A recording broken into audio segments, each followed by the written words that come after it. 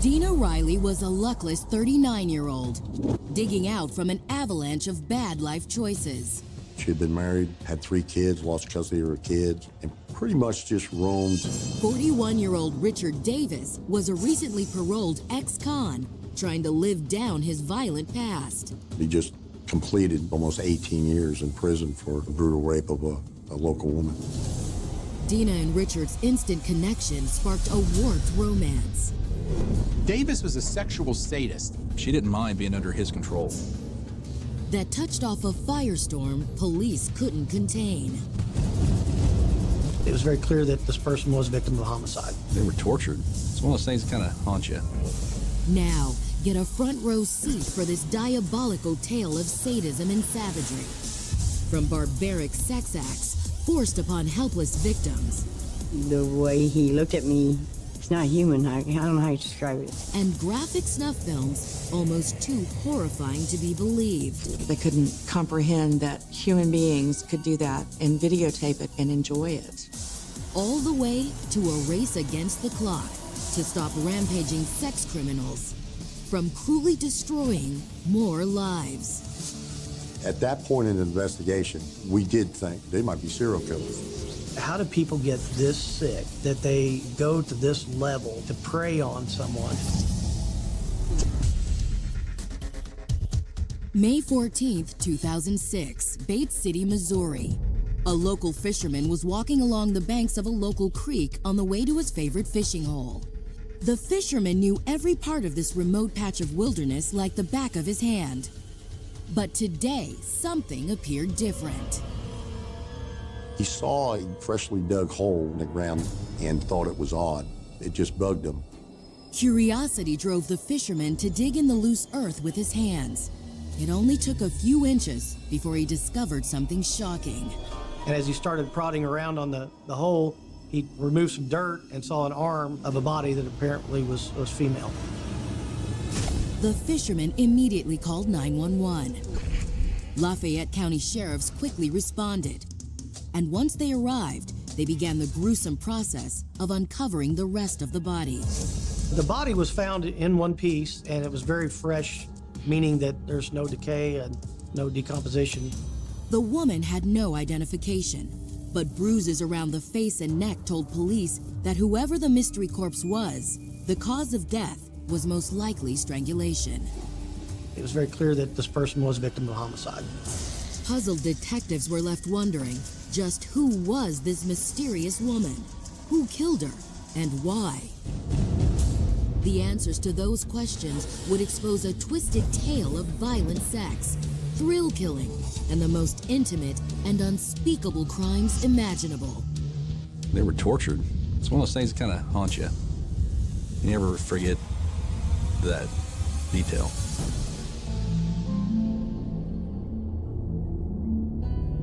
Independence, Missouri hosted the start of the Great Western Pioneer Migration. The town was also the starting point for Dina Riley's luckless and troubled life journey. Dina Riley is an individual who is just oozing and dripping with insecurity and low self-esteem. Growing up, Dina was plagued by a profound and deeply unshakable sense of inadequacy. Despite a loving and stable home life, she never felt good enough. In her senior year of high school, Dina finally found someone that made her feel worthwhile. Robert Riley. Robert seemed to accept Dina for who she was, not for who he expected her to be. She felt comfortable around him enough to relax and not judge herself harshly. Soon after graduation, Dina and Robert tied the knot. Not long after that, they were blessed with 3 children. But marriage and motherhood couldn't drown out Dina's powerful self-hatred. Most days, the pressures of being a mom felt overwhelming, and she interpreted anything Robert said or did as a criticism. Dina began leaving the house for weeks at a time, hoping to find someone or something that could give her pleasure and a sense of self-worth. What she found was meth. Methamphetamine is highly addictive. It's more addictive than marijuana, cocaine, and heroin. Meth's dizzying manic high filled the void that her life had become. In 1990, Dina's addiction drove Robert away. After 7 years and 3 kids together, her marriage ended in divorce. And when Robert assumed sole custody of their children, it broke Dina's heart. Her life became a losing battle against despair. She struggled after divorce. She struggled to get clean, stay clean, get a job, keep a job, have a place to live, that type of thing. Unmarried, childless, and rootless, Dina careened from job to job, high to high, and man to man. Each new relationship proved more abusive than the last. She struggled after divorce to get clean, stay clean, get a job, keep a job. By her late 20s, Dina had even fallen into prostitution to pay for her out-of-control drug habit. It's not at all unusual for a meth addict to be just obsessed with getting meth and using meth all day long. The lifestyle is very commonly one of prostitution, of stealing, of anything just to get more drugs. In the drug community, it's very prevalent that sex is a bartering tool, that they'll use sex for drugs, sex for a place to stay. And it's very prevalent. It's sad. It's a lot of lost souls out there when they go through that. Each new day seemed to be more desperate and degrading than the last. It was as if Dina was trying to prove she was as worthless as she always had felt deep down. She was pretty much a floater. That was pretty much her lifestyle. All that changed in the fall of 2005 when Dina took a job at a local factory. The now 39-year-old struggling addict still hoped that somehow this new job would help her turn her life around. And it was there that she met a 41-year-old coworker named Richard Davis. From the moment she and Richard laid eyes on each other, Dina knew something clicked and thought maybe they could help each other. Like Dina, Richard grew up in Kansas City. Dina's childhood had been a losing battle with low self-esteem. But for Richard, growing up was a horrific nightmare. Richard had a violent, upbringing. His father was very abusive. At age 6, young Richard's world was shattered by divorce. Even worse, Richard suffered appalling, intimate physical abuse at the hands of a family member. By age 12, the profoundly traumatized boy was running away from home, and the daily reality of his home life drove young Richard into an early downward spiral of petty crime. Davis was into crime since he was a child. He was involved in stealing and breaking into different places. Richard also developed an insatiable need to push boundaries in another way. Years of childhood abuse laid the foundation for an abnormal fixation on violent and dangerous sexual activity. The boy raised on abuse and perversion became a man whose only pleasure was the absolute control and degradation of his partners. Davis was a sexual sadist. Sadism is the infliction of pain on someone else. Everybody's got their own definition of normal sex, and Richard's was way out there. What gave him pleasure would probably make you or I feel nauseated. At first, Richard was able to satisfy his brutal craving with women who also enjoyed a combination of cruelty and intimacy. But the one-sided rough sex Richard sought was beyond what most women could endure. Before long, mere willing partners couldn't satisfy his need to inflict pain. In 1987, Richard was accused of brutally raping a young woman at knife point. Davis said the rape was consensual, but that's very, very difficult to believe since there was a knife involved holding it to the victim's throat. The shocking evidence proved so overwhelming that Richard pled guilty, and the presiding judge saw to it that he stayed off the street for almost 2 decades. He was arrested in his early 20s and did 17, 18 years in prison. When he was released on parole in 2005, Richard vowed to turn over a new leaf. He's an articulate person, and when he went before the parole board, they thought he would be a good parolee. He said all the right things to them. Richard was true to his word. The ex-con rented a second-floor apartment in Kansas City, began attending church, and found a job at a local factory.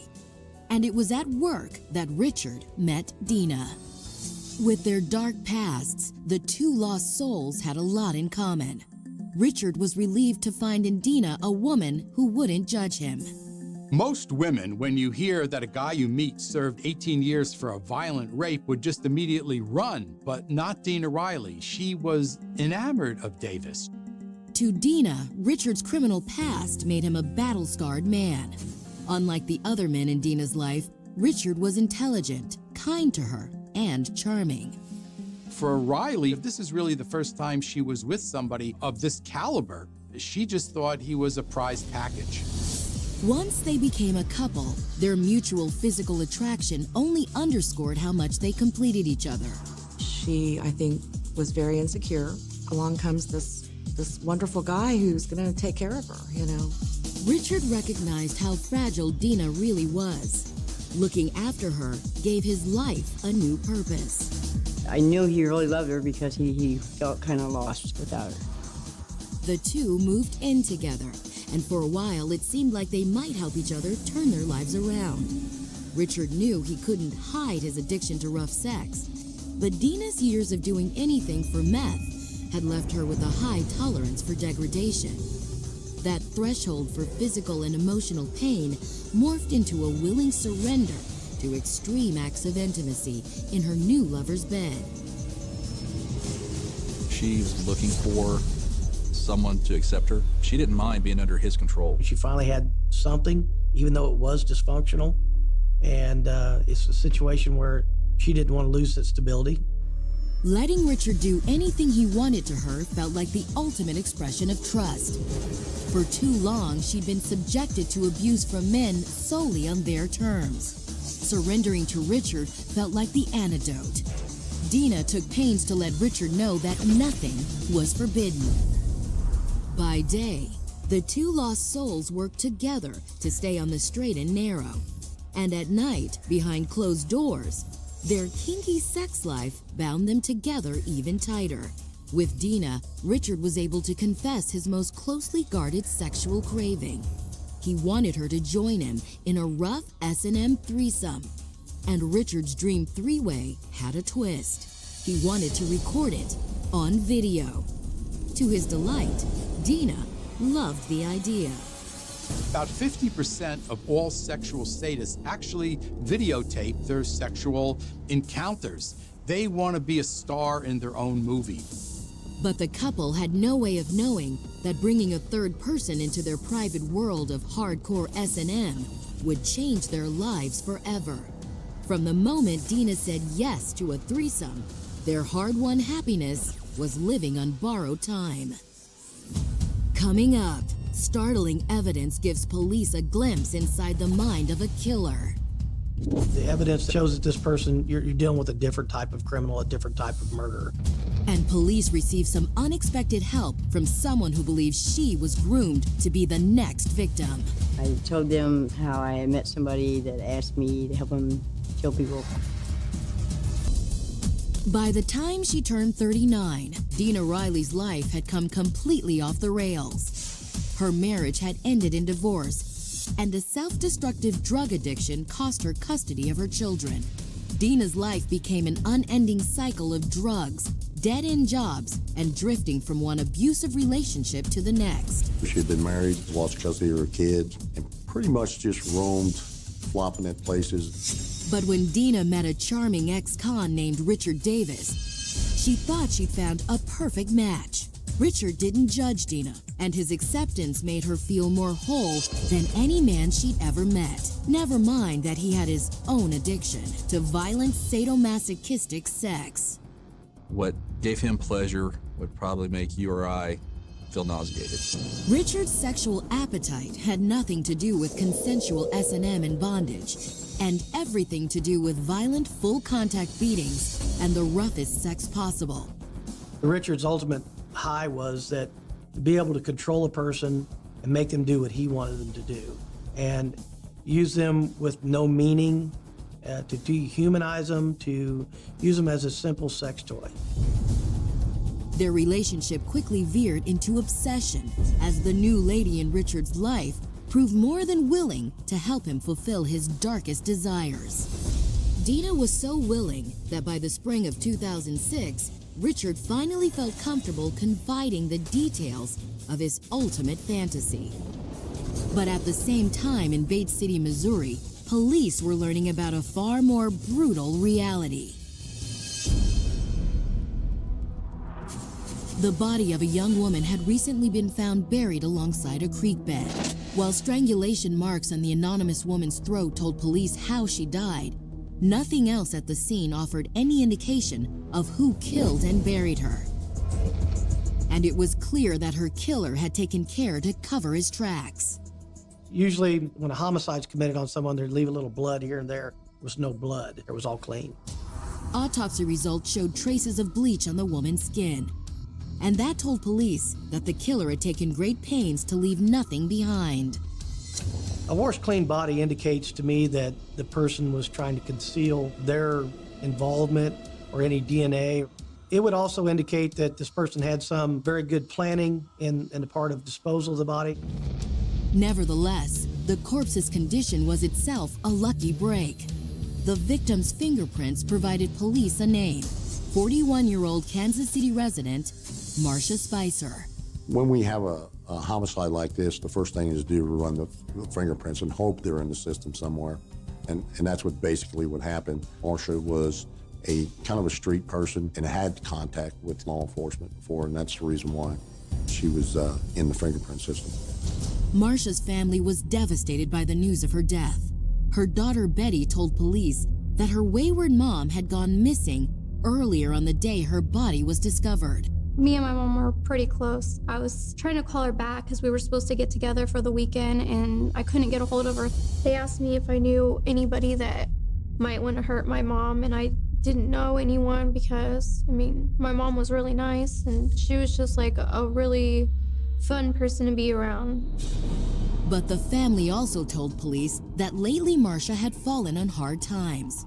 A difficult long-term relationship left her divorced, emotionally scarred, and living on the streets. Once you lose those responsibilities and you don't have them to rely on you, nothing matters. You just live day to day doing what you do. When detectives pressed Marcia's broken-hearted daughter for details about her mom's personal life, they learned that Marcia had been living near Skid Row with her latest boyfriend, Willis, a man Marcia's daughter said she barely knew.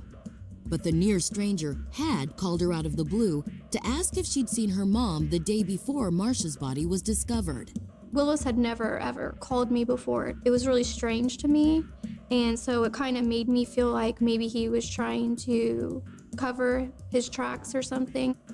Police wondered, could Willis have had an ulterior motive for calling Marcia's daughter? Was it possible Willis was trying to set up an alibi by making it appear as though he didn't know where Marcia was? When investigators paid a visit to Willis's home, they discovered that Marcia wasn't the only woman in his life. Willis had opened his home to other young women, most of them struggling addicts like Marcia. Willis was pretty much an older guy that allowed these street girls that floated around to flop at his house to let those girls stay there occasionally. When police asked Willis about Marcia, he told them the last time he'd seen her was a few days ago. Willis indicated that Marcia left with a male and a female, unknown to him, in a car, and that was the last time Willis saw her. But when police questioned Willis's other residents, they learned that Marcia had told other girls living in the house that she and Willis had plans to go fishing that weekend at the same creek where Marcia's body was found hastily buried. Police became even more suspicious when they found a recently used shovel propped against Willis's house, which made them suspect that Marcia's landlord may have had something more permanent than a fishing trip in mind. Willis could have easily become a prime suspect. He had a shovel, the shovel was scratched up and dirty.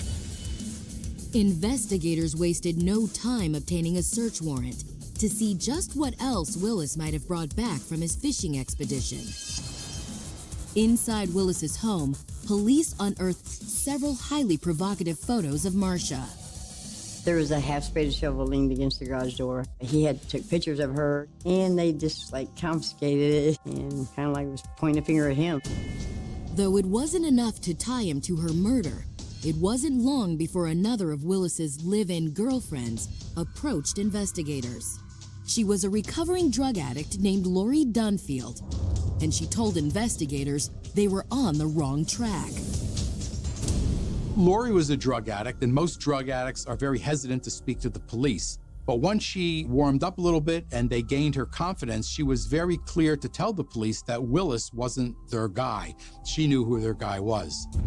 The story Lori laid out for police was almost too much to be believed. Lori told investigators that she'd recently been with a guy who was looking for group sex partners. He's talking about he could hook me up with some girls and we'd do some meetings and stuff. When Lori's new playmate suggested a threesome, she was unfazed.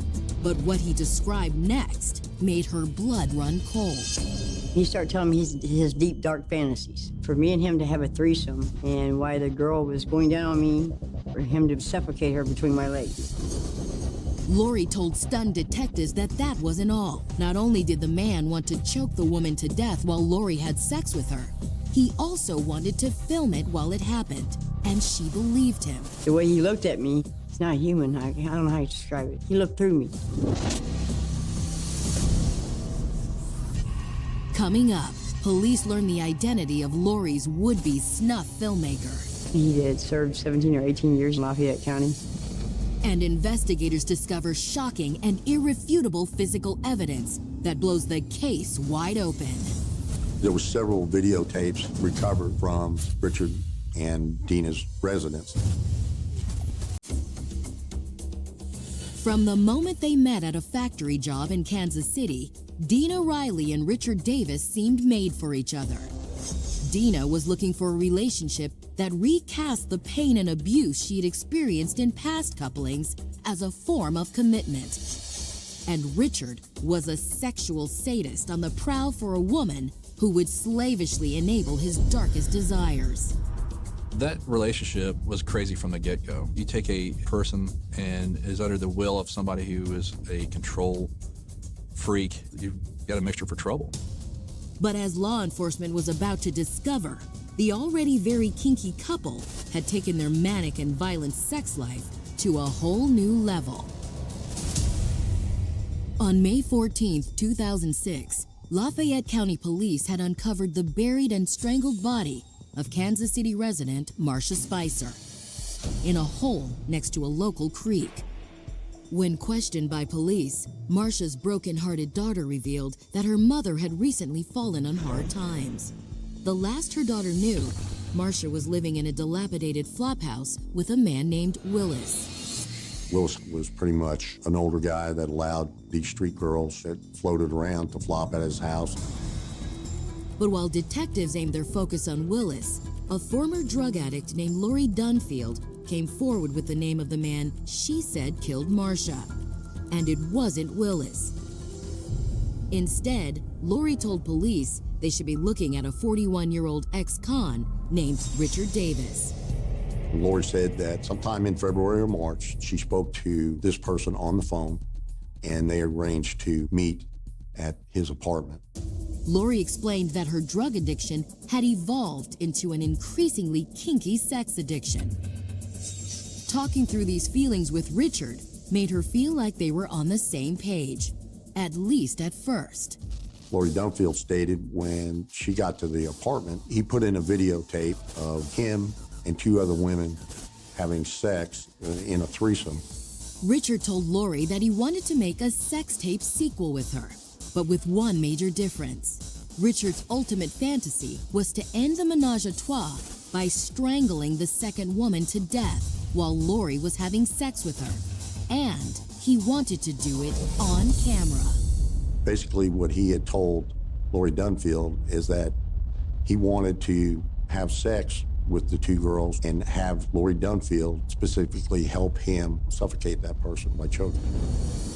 He's talking about killing people, you know, and he just told me he'd been in jail for 18 years, you know what I mean? Lori told stunned detectives that the look in Richard's eyes confirmed he was serious. and that if she didn't humor the would-be sex murderer's depraved fantasy, she'd never make it out of his house alive. Why did I go along? Because I didn't want to get killed.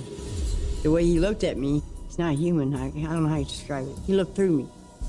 Even for seasoned homicide cops, Lori's harrowing story about Richard and his snuff film fantasy was almost too bizarre to be believed, except for one important detail. Before Lori had left Richard's home, she said she asked him how he intended to get away with murder.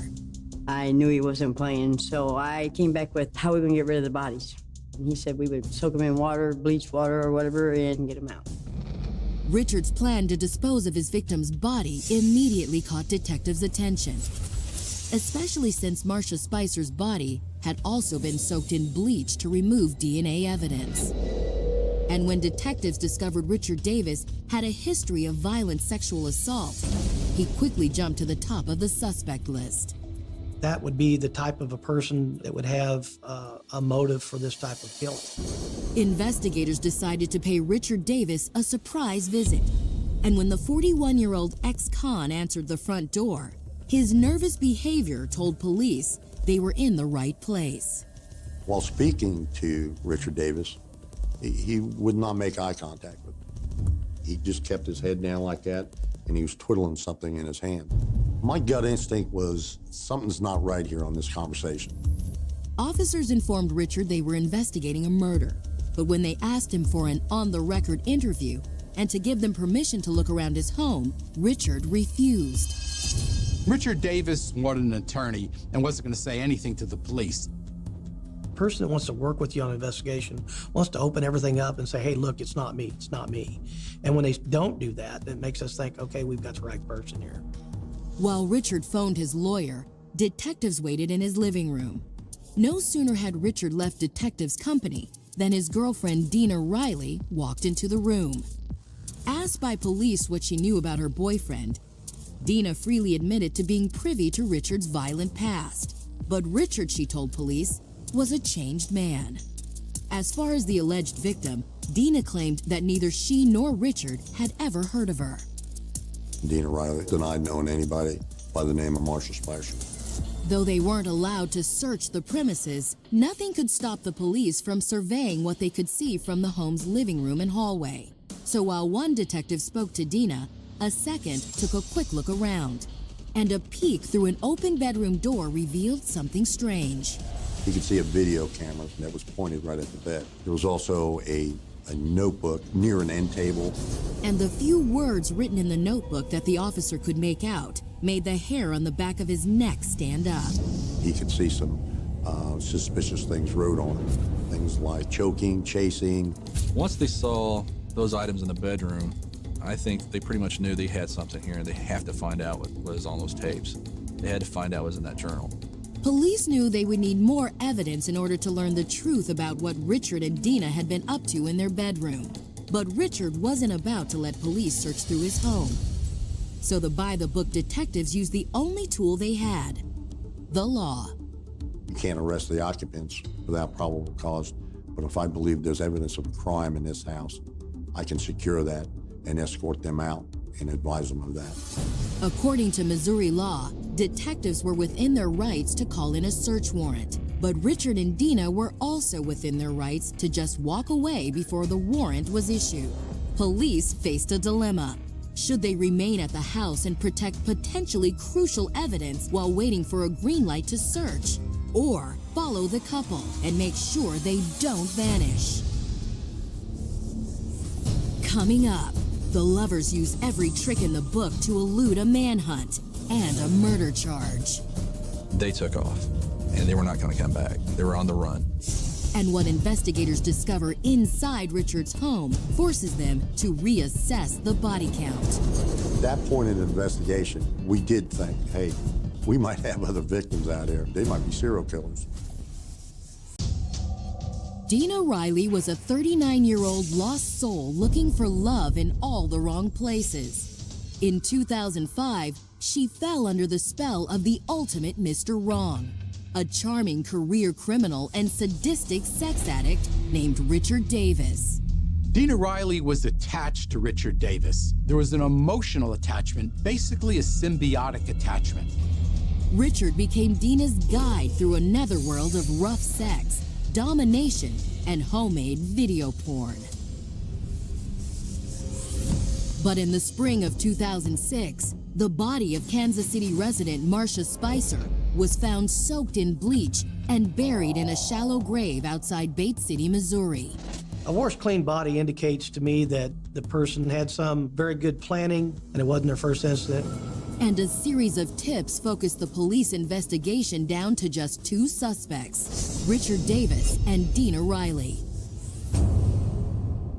In the early morning hours of May 19, 2006, investigators finally obtained the search warrant that would give them the run of Richard Davis and Dina Riley's rental home.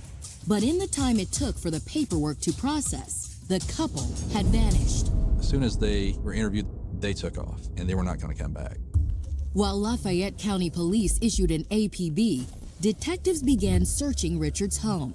And it didn't take long for them to discover shocking evidence linking Richard and Dina to the brutal slaying of Marcia Spicer. They found a journal where he documented some of the activities he did with these girls. He'd write down his fantasies in the journal and then would do what it took to live those fantasies out. To detectives, Richard's journal was a deeply disturbing window into the mind of a deviant sex criminal who took erotic pleasure in the slow, cruel snuffing out of human life. Richard Davis's basic desire was to strangle his victim. He wanted to get up close and personal. And the journal was just the beginning. When police began viewing Richard's video collection, they realized Richard had been writing the script for a real-life torture show, with himself and Dina as the stars. When cops pressed play on the tape labeled Marcia, the screen filled with images of Richard and Dina torturing and raping Marcia Spicer. They had her arms tight, they had a gag in her mouth, and she was crying. Dina would slap her, tell her to stop crying. And she took on hours and hours of sexual torture. I don't know what the right word for that is, other than sadistic. And they were feeding off of each other. It was just a feeding frenzy. They had this planned out. That's what they wanted to do. As the tape unspooled, even the most seasoned investigators had to fight the urge to turn away. Marcia didn't die quickly. It wasn't just strangulation and you're dead within a minute or two. This was a protracted, long, drawn-out, torturous, brutal murder. But the very worst, the most shocking moment was yet to come. Dina Riley sat on Marcia Spicer in a sexual way and then smothered her until she quit moving. Once she quit moving, they both turned around, looked at each other in the eyes, and kissed. They're very sick people. They have no care for human life. To kiss over the top of the body they just killed. I think that the fact that their lives were so out of control, that was the only control they had in their life, was being able to control whether somebody else lives or dies. When you look at something like that, you just get a single purpose mission. You want to go get him. You want to go get him so he can face that justice. And as they brought in Richard and Dina to answer for their crime, investigators had to endure one more shock. When they put in another tape, police discovered another torture and murder scenario being enacted for the camera, starring another helpless victim. Dina Riley and Richard Davis were doing unspeakable things to the victim while she was incapacitated. And at the end of that tape, she was killed. At that point in the investigation, we did think, hey, we might have other victims out here. This might be they might be serial killers. Is there just one or two? Is there three or four? How long has this been going on? And how far is this going to go back? Investigators scoured the tape for any clue of the identity of the second victim. But repeatedly playing back the scene failed to reveal more than the anonymous woman's degradation and suffering. It was completely apparent they lost their humanity, that they had no regard for this other person. And it was all about their sexual gratification. And nothing else existed. They dehumanized themselves so much. How a woman could watch another woman be tortured in that way, how she could sit back and watch someone else be abused. I don't understand. Then, finally, police got a break. When a photo of the victim was circulated to law enforcement statewide, a patrol officer recognized the unidentified face from a recent missing persons report. I do remember one of the officers coming in and saying, "That girl looks familiar. I've got a girl that was reported missing a month or two ago." The missing girl was Michelle Huff Ricci, a local woman in her mid-30s. Michelle's family told police the woman had taken a walk a couple of weeks before, but she never returned. Channel 9 here in Kansas City ran a story about Richard Davis and Dina Riley and Marcia Spicer, and they put a photo up, and I was shocked. It was Michelle. I knew it was her. I could tell.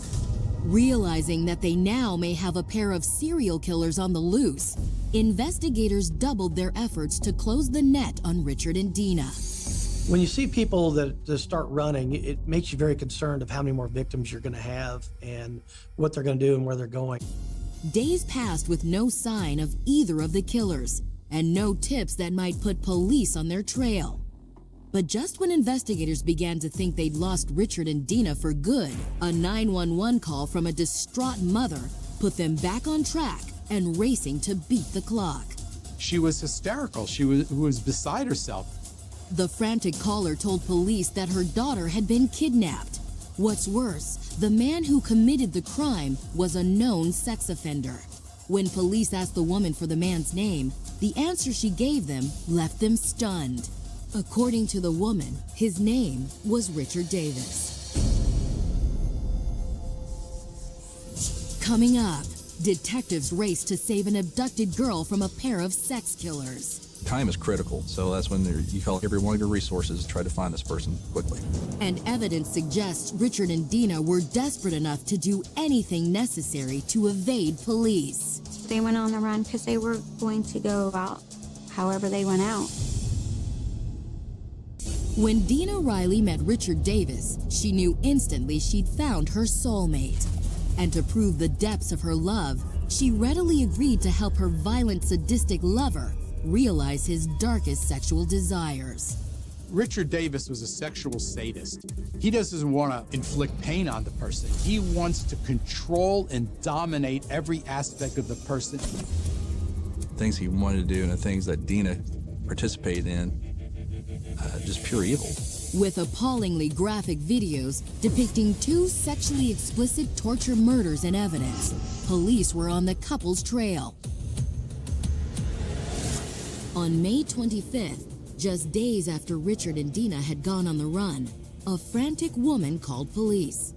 The woman told them that an ex-con she knew had arrived unexpectedly at her home, asking to be put up for the night. Richard and Dina were on the run and spent the night there. In the morning, she realized the man had abducted her daughter.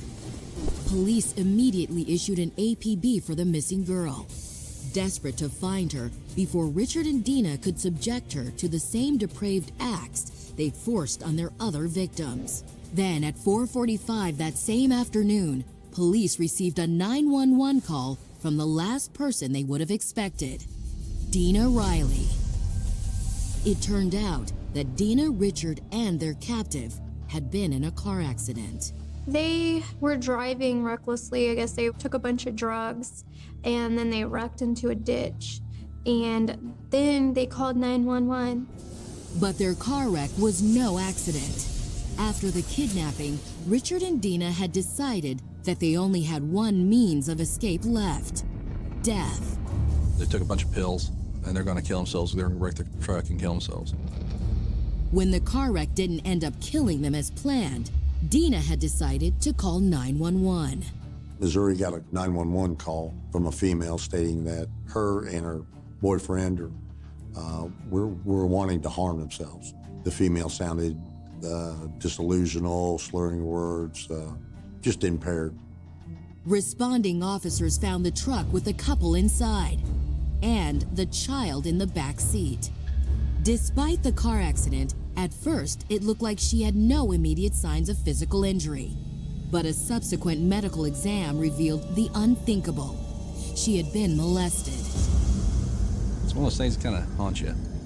You never forget that detail. Richard and Dina were arrested. Their charges read like a map of hell. First-degree murder, first-degree rape, forcible rape, sodomy, and kidnapping. Richard's attorneys argued that years of abuse had warped their client's psyche. But prosecutors weren't buying it. He wants to tell everybody that he wasn't in his right mind. It's not true. He was in his right mind. He was in his right mind the day he picked me up and asked me to help kill people. The jury agreed. In August of 2008, they found Richard Davis guilty on all charges. And guilty verdicts on the murder counts landed Richard the ultimate penalty. The verdict they gave was guilty on 17 accounts, and they gave him the death penalty. When it came time for her trial, Dina pled guilty. But she insisted that she was racked with remorse for the part she played in both women's deaths. But anyone who'd seen Dina's expression of pleasure on the tape knew that she was a willing participant. When you look at the videos, Dina Riley was a very willing participant. She just wasn't following Davis's orders, and she wasn't controlled by Davis. To me, she's just as bad as he is. Dina Riley was sentenced to 9 consecutive life sentences and 239 years in prison without the possibility of parole. But for the families of Marcia Spicer and Michelle Ricci, the convictions didn't lessen the loss of their loved ones or dull the pain of knowing how much they endured before they died. Richard getting the death penalty, we are happy about it, but it doesn't bring Marcia back. It doesn't take the hurt from the heart. I am very comforted to know that Dina Riley will never leave prison. She will never be able to hurt anyone else again. And for the investigators who were forced to watch Dina Riley and Richard Davis's snuff films, nothing would ever be the same. A lot of them struggled with it. In fact, a couple officers retired because of it. They couldn't comprehend that human beings could do that to other human beings and videotape it and enjoy it.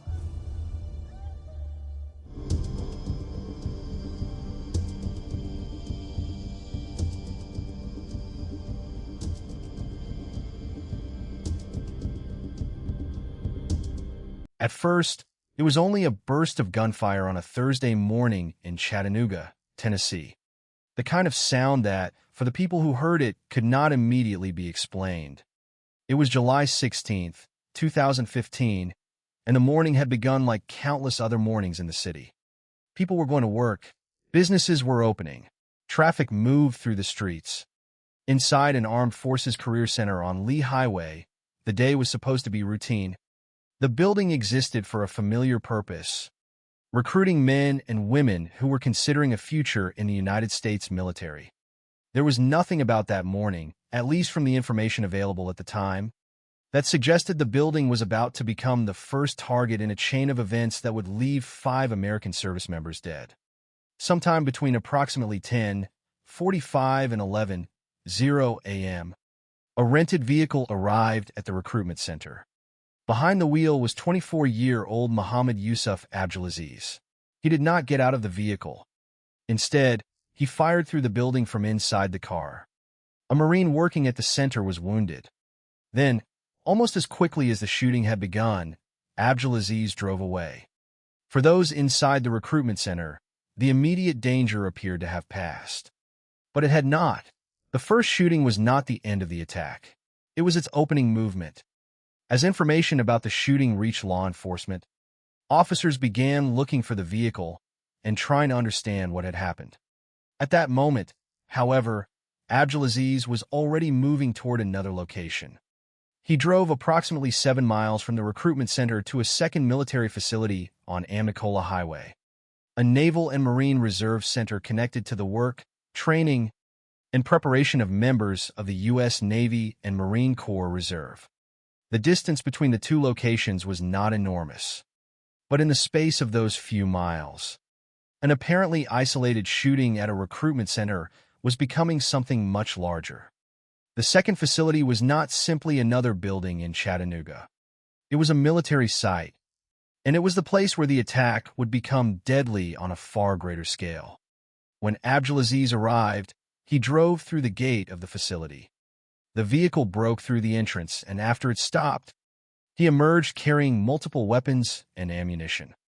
According to the information provided by the FBI, he had a rifle, a handgun, and multiple magazines. A military member inside the facility recognized the danger and fired toward Abdulaziz. Abdulaziz returned fire, shooting toward the building before moving inside. From that moment, the character of the incident changed completely.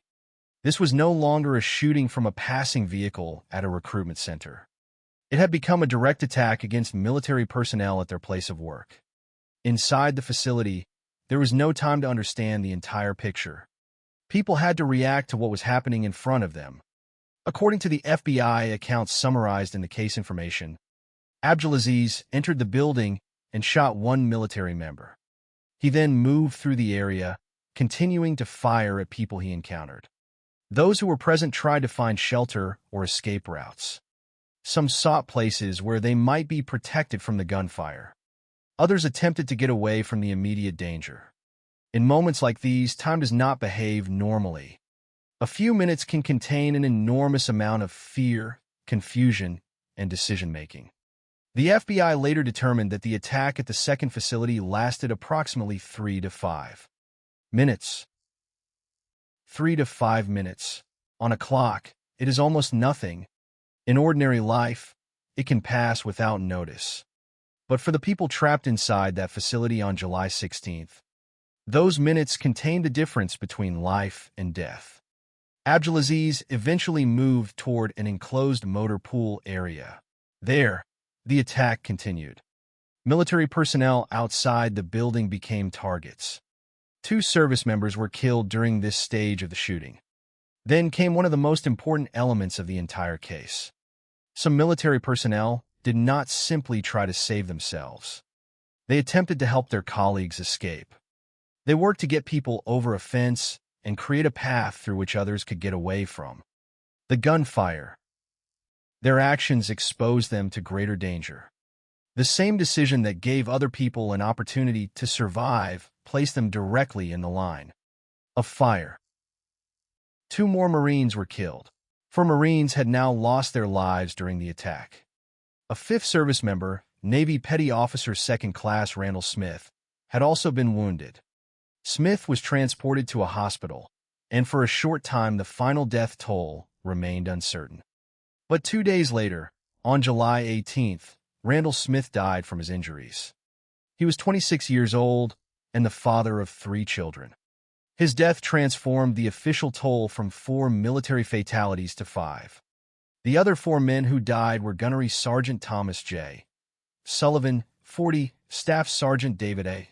Wyatt, 37, Sergeant Carson A. Holmquist, 25, and Lance Corporal Squire Skip Wells, 21. Their ages alone tell something about the human scale of the tragedy. They were not a single generation, nor did they occupy the same stage of life. One was only 21.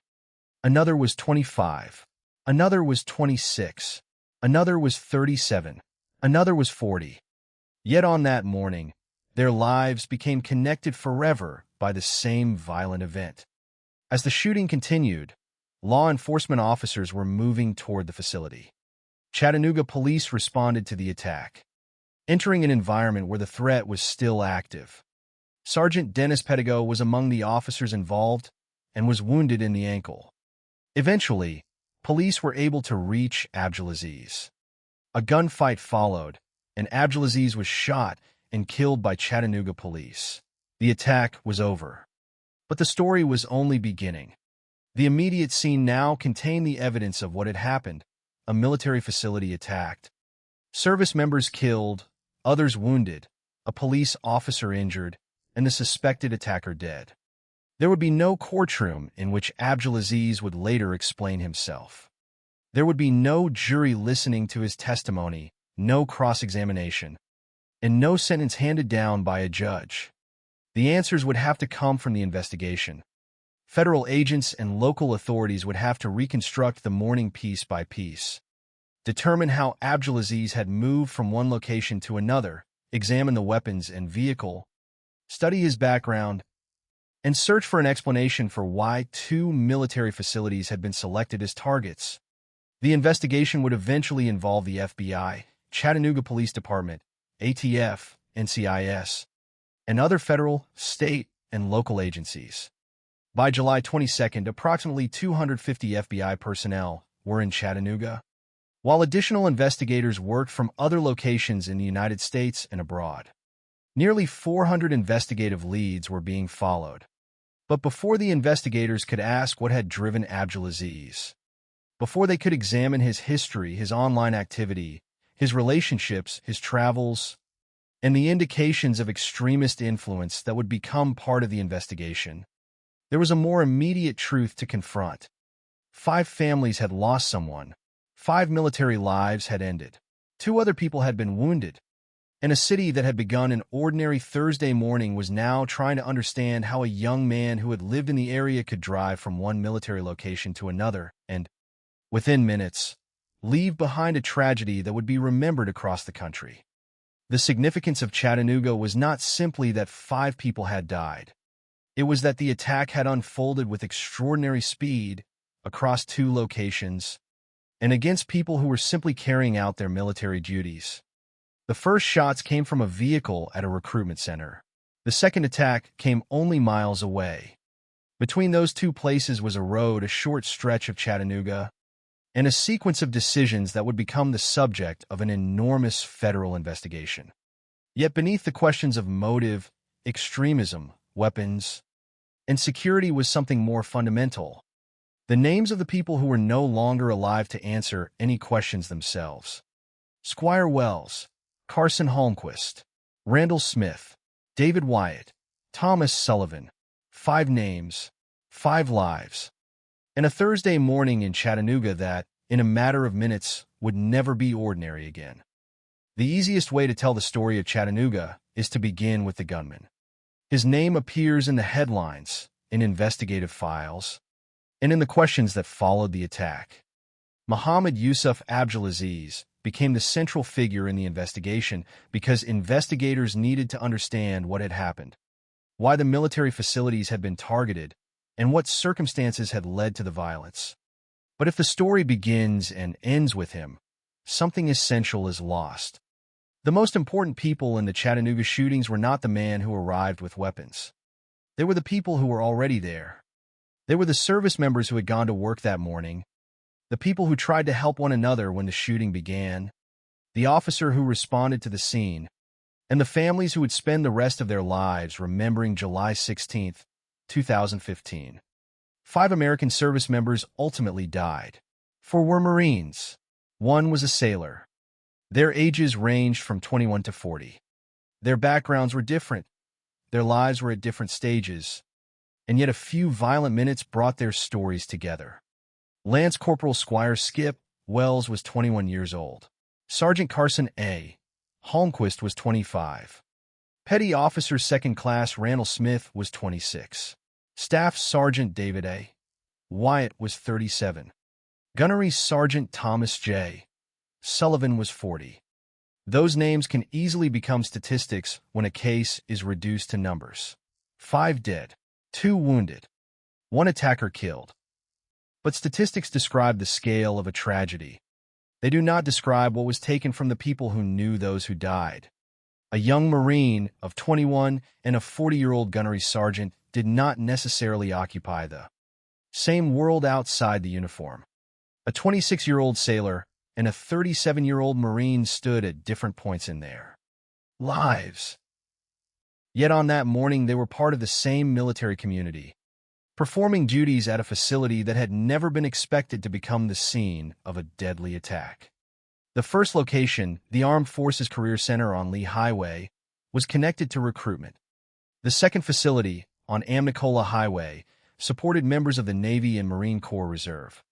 These were military environments, but they were also workplaces. People arrived there to perform ordinary responsibilities. The events that followed were extraordinary precisely because they interrupted something ordinary. The first indication that the morning had changed came when Abdulaziz fired from his vehicle at the recruitment center. A Marine there was wounded. The attack was sudden, and the vehicle left almost immediately. Those who remained at the first location had to deal with the immediate consequences while law enforcement began responding. But several miles away, another group of military personnel had no idea that the vehicle was heading toward them. At the second facility, the attack would unfold differently. Abdulaziz drove through the gate and emerged with multiple weapons. A military member inside the facility recognized the threat and fired at him. Abdulaziz returned fire. The people inside the building were suddenly confronted with a danger that had moved directly into their workplace. The information available in this case does not provide a series of recorded conversations from those moments. There are no verified exchanges of dialogue that can be reconstructed word for word. What can be reconstructed is the sequence of actions. People attempted to hide. People attempted to escape. And some people attempted to help others get away. That last detail matters because it changes the way the incident should be remembered. In the middle of an attack that lasted only a few minutes, some of the people who were most exposed to danger were also trying to create opportunities for others to survive.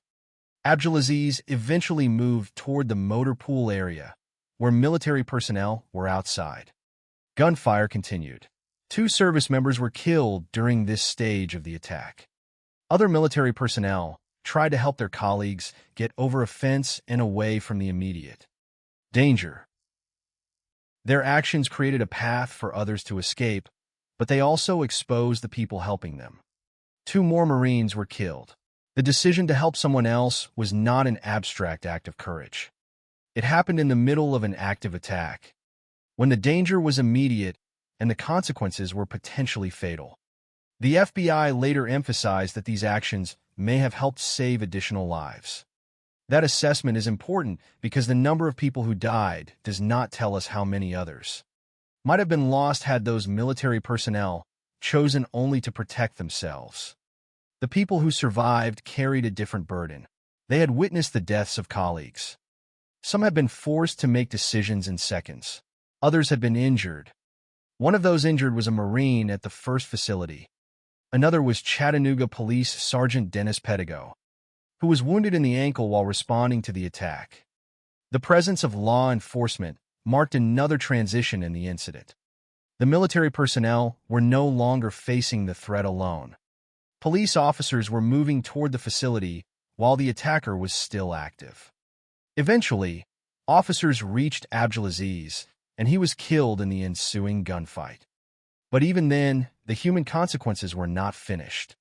Randall Smith had survived the initial attack long enough to be taken to a hospital. He was 26 years old and the father of 3 children. For the people waiting for news of him, the shooting did not end when police stopped the attacker. There was still uncertainty. There was still the possibility that Smith might survive. For 2 days, his condition remained part of the unfolding story. Then, on July 18th, Smith died from his injuries.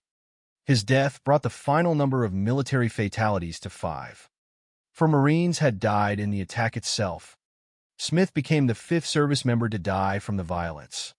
This distinction matters because the story of a mass shooting is often compressed into the moment, when the attacker is stopped. But for victims and families, there is no simple ending at the moment the gunfire ceases. The consequences continue in hospitals, homes, families, and memories. Smith's death demonstrated that the timeline of a tragedy is not always identical to the timeline of the attack.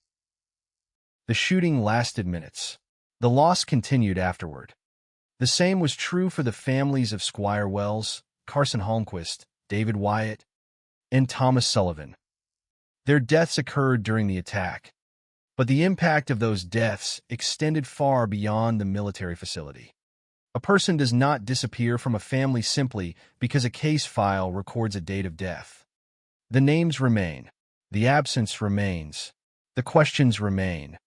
And because Abdulaziz was killed by police, The families would never have the opportunity to hear him explain himself in a courtroom. There would be no trial in which the victims' relatives could sit through testimony and hear the evidence presented publicly against him. Instead, investigators would have to reconstruct the event after his death, searching for answers in physical evidence, electronic activity, personal history, relationships, travel, and other investigative leads. That would become one of the most difficult aspects of the case. A dead suspect cannot be questioned. A dead suspect cannot be cross-examined. A dead suspect cannot be challenged when his motives are interpreted.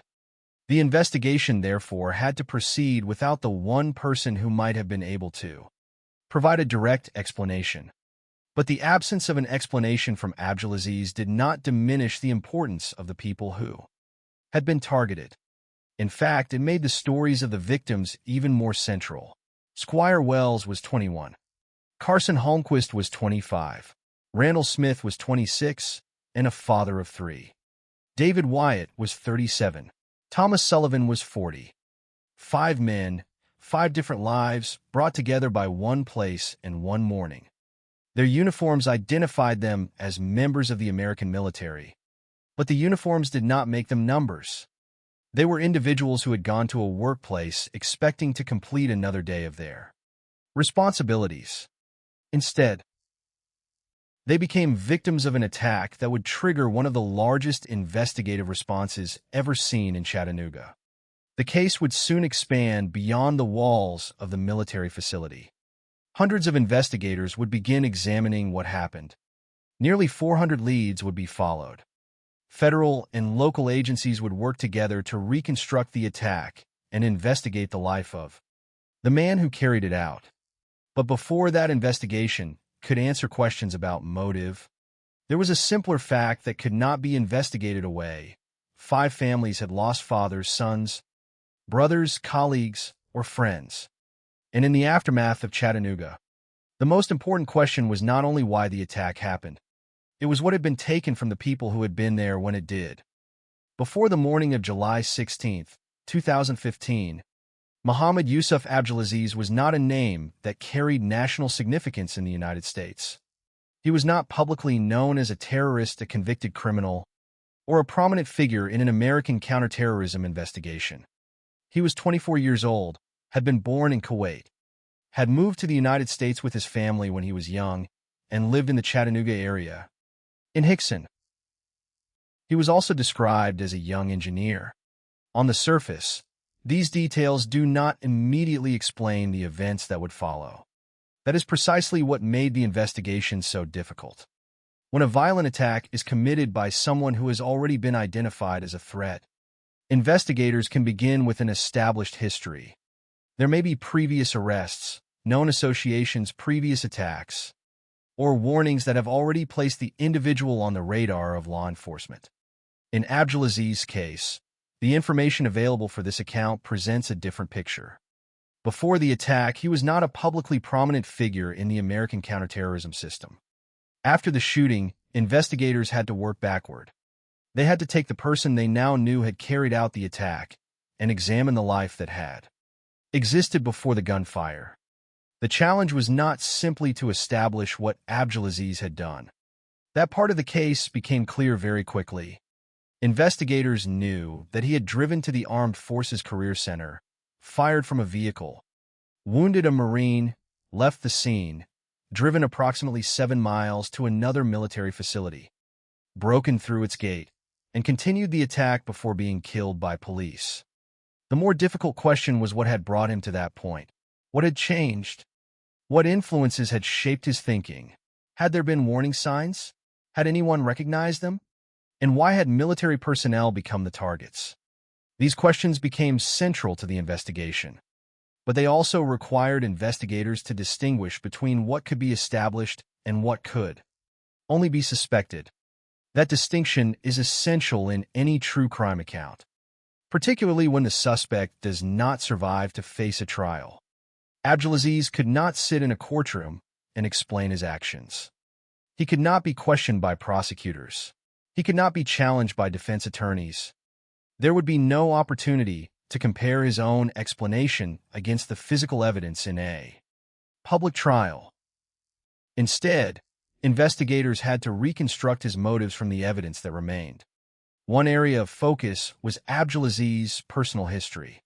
Investigators examined his relationships and his background, trying to determine whether there were people or experiences that could help explain his path toward violence. They also examined his activities on the internet.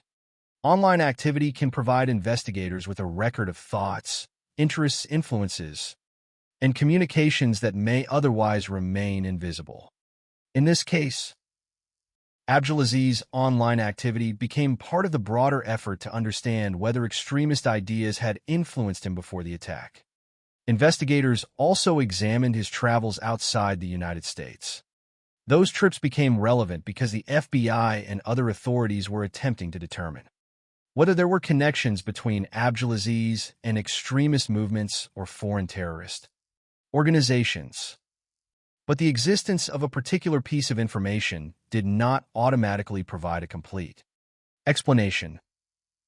Investigators had to determine what each piece meant and how it connected to the others. A trip, a relationship, an online statement, or an ideological influence could be relevant without necessarily proving membership in a terrorist organization.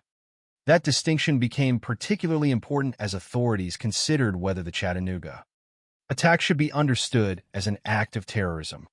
In the immediate aftermath of the shooting, federal authorities were cautious.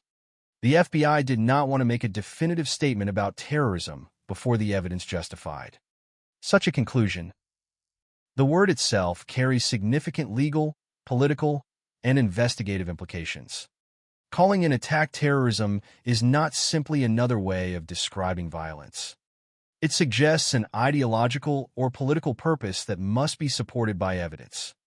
Therefore, investigators had to examine the facts before reaching conclusions about motive. The two military targets naturally became one of the most important clues. The first location was an armed forces career center. The second was a Naval and Marine Reserve facility. Both were directly connected to the American military. Abdulaziz did not simply encounter military personnel by chance. He went to two locations associated with the armed forces in succession. That pattern became an important part of the investigation into his motives. Yet even this fact required careful interpretation. The choice of military targets could indicate ideological hostility toward the American military. But investigators still needed to establish what had influenced that hostility and whether anyone else had directed or assisted him. The case information does not establish the existence of an accomplice, nor does it establish that Abdulaziz was a formal member of a specific terrorist organization. What the investigation did examine were indications that he had been influenced by extremist Islamic ideology and foreign terrorist organizations. That is an important distinction. Extremist influence and formal organizational membership are not the same thing. A person can be influenced by an ideology without being a documented member of a particular organization. In the Chattanooga investigation, authorities therefore had to examine the evidence carefully rather than turn assumptions into facts. This process also meant looking at Abdulaziz as an individual before reducing him to the role of attacker. He had grown up in the United States after being born in Kuwait. He lived in Chattanooga. He had become an engineer. These details do not excuse what happened, and they do not make the attack easier to understand. But they are part of the factual background investigators had to reconstruct.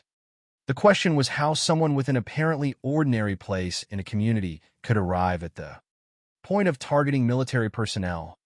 That question became more complicated because there was no single piece of information in the supplied case data that explains the entire transformation.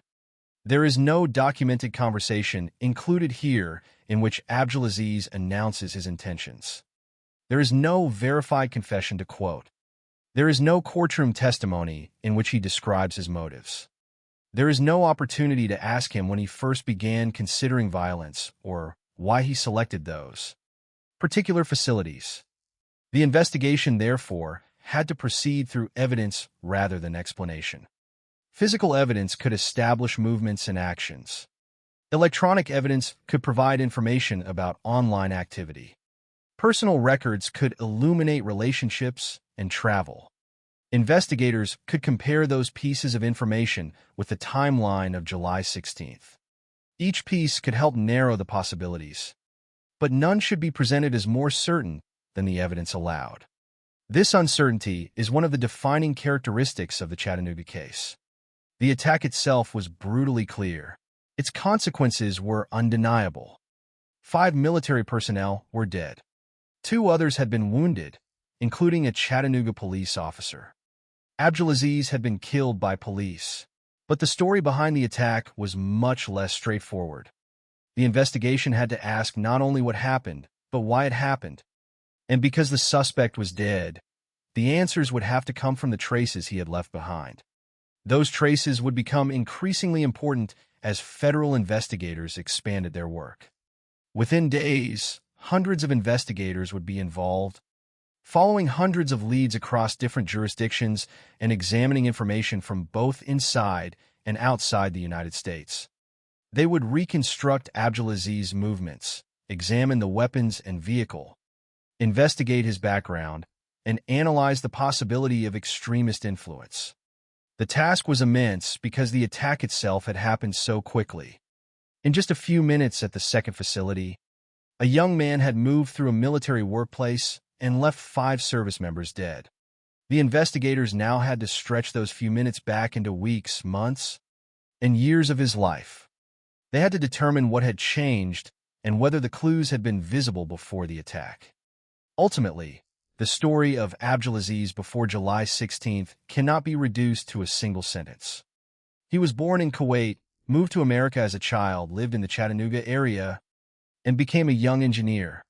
He was not publicly known as a major counterterrorism figure before the shooting. Afterward, investigators found indications of extremist influence worthy of intense examination. But the available facts do not justify inventing a simple explanation where the evidence does not. Provide one. The unanswered questions remain part of the story. Why did he choose military targets? When did his thinking begin to change? What influences mattered most? And could anything have revealed the danger before the first shots were fired? Those were the questions waiting for the FBI and its partner agencies. The next stage of the story would move away from Abdulaziz's background and into the evidence itself. The vehicle, the weapons, the route between the 2 locations, the electronic and personal records, and the hundreds of investigative leads that would be assembled after the attack. The gunman was dead. The investigation was just beginning. By the morning of July 16, 2015, Chattanooga was moving through another ordinary summer day. There was nothing in the supplied account to suggest that the people working inside the armed forces. Career Center on Lee Highway knew they were about to become the first targets in a chain of violence that would end several miles away at a military reserve facility.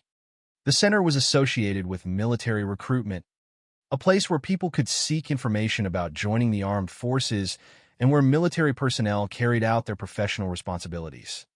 It was not described as a battlefield. It was a workplace. That distinction matters, because the first moments of the Chattanooga attack were defined by how quickly an ordinary environment became a dangerous one. Sometime between approximately 10:45 and 11:00 a.m., Muhammad Yusuf Abdulaziz arrived at the Armed Forces Career Center in a rented vehicle.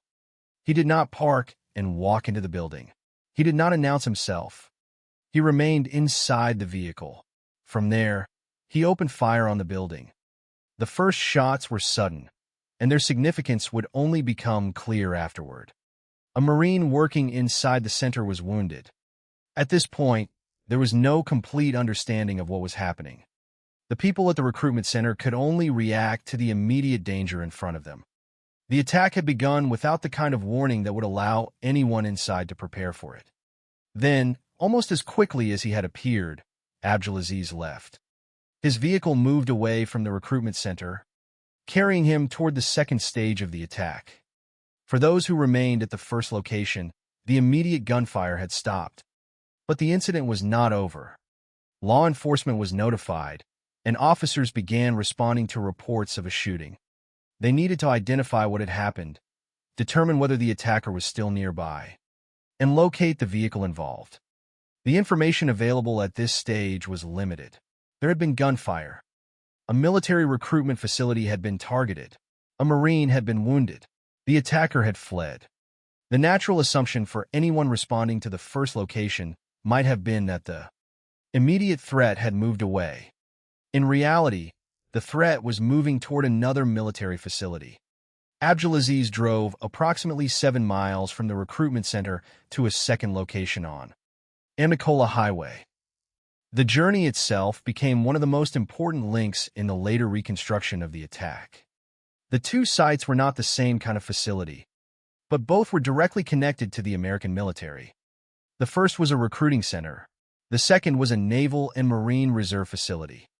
The choice to move from one military-related site to another would later become a central element in investigators' efforts to understand motive. At the time, however, the people at the second facility did not have the benefit of hindsight. They did not know that a shooting had already occurred at another military location. They did not know that the person approaching them had already fired at a recruitment center. They could only respond when the danger arrived at their own gate. This is one of the most difficult aspects of reconstructing the Chattanooga shootings. The entire sequence can be understood clearly when viewed afterward, but the people inside the facilities experienced the events one moment at a time. At the first location, there were only the initial shots and the wounded Marine. At the second, there would be an attack involving multiple weapons, an attempt to enter the facility, and a rapidly escalating confrontation. Abdulaziz arrived at the Naval and Marine Reserve Center in his vehicle. According to the FBI information provided for this case, he drove through the gate of the facility. The vehicle broke through the entrance, turning what might normally have been a controlled boundary into the point of entry for an armed attacker. Once the vehicle stopped, Abdulaziz got out. He was carrying multiple weapons and ammunition, including a rifle, a handgun, and multiple magazines. The situation had now changed dramatically. At the recruitment center, the gunfire had come from a vehicle outside the building. At the reserve center, the attacker was physically entering the military facility. A military member inside recognized the danger and fired toward Abdulaziz. That response was immediate. Abdulaziz returned fire, shooting multiple times toward the building before moving inside. The confrontation had now become direct. The people inside the facility were no longer separated from the threat by distance or the walls of a recruitment office. An armed attacker was moving into their workplace. From that point forward, every decision would have to be made quickly. According to the FBI account, Abdulaziz entered the building and shot a military member. He then moved through the area, continuing to fire at people he encountered. The exact experience of each individual inside cannot be recreated through invented dialogue or imagined thoughts. The available information does not provide a transcript of what people said during those minutes. What can be established is that military personnel attempted to protect themselves and escape. Some searched for places to hide. Others looked for ways out of the immediate danger. The attack was moving through the facility, forcing people to respond without knowing where the next threat would appear. Later, the FBI estimated that the attack at the second facility lasted approximately 3 to 5 minutes. That figure is difficult to grasp because 3 to 5 minutes sounds so brief when measured against the scale of what happened. Yet, during those minutes, a Marine was shot, multiple service members were attacked, and 5 military personnel ultimately died. The attack was not a prolonged siege. It was a rapid sequence of movement and gunfire. The short duration did not make it less devastating. If anything, its speed helps explain why the people caught inside had so little time to understand the full situation. Abdulaziz eventually moved toward the motor pool area. The location was enclosed by fencing, and military personnel were outside. Gunfire continued. 2 service members were killed during this stage. Other military personnel attempted to help their colleagues escape by getting them over the fence and away from the immediate danger. Their actions created an opportunity for others to survive. But they also placed the people helping them in greater danger. 2 more Marines were killed. The first stage of the attack had wounded 1 Marine. The second stage had now produced multiple fatalities. 4 Marines had died, and another service member, Navy Petty Officer 2nd Class Randall Smith, had been wounded. As the attack continued, law enforcement officers were approaching the facility. The initial shooting at the recruitment center had already triggered a police response, and the second attack now required officers to move toward an active threat. Chattanooga police arrived as the situation was still unfolding. One of the responding officers, Sergeant Dennis Pettigo, was wounded in the ankle. The presence of police marked the beginning of the final stage of the confrontation. Abdulaziz was still armed and moving through the facility, but officers were closing in. Eventually, Abdulaziz was confronted by police. A gunfight followed, and he was shot and killed by Chattanooga police. The shooting stopped. The immediate threat was gone, but the consequences were already irreversible. 4 Marines had died during the attack. Randall Smith remained alive but critically wounded, and he would die 2 days later. The Marine wounded at the recruitment center had survived, and Sergeant Pettigo had also survived his injury.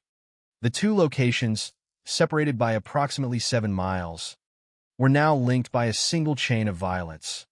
Investigators would later reconstruct that chain in detail: the arrival at the recruitment center, the gunfire from the vehicle, the departure, the drive to Amnicola Highway, the breach of the gate, the exchange of gunfire, the movement through the building, the attack in the motor pool, the arrival of police, and the final confrontation.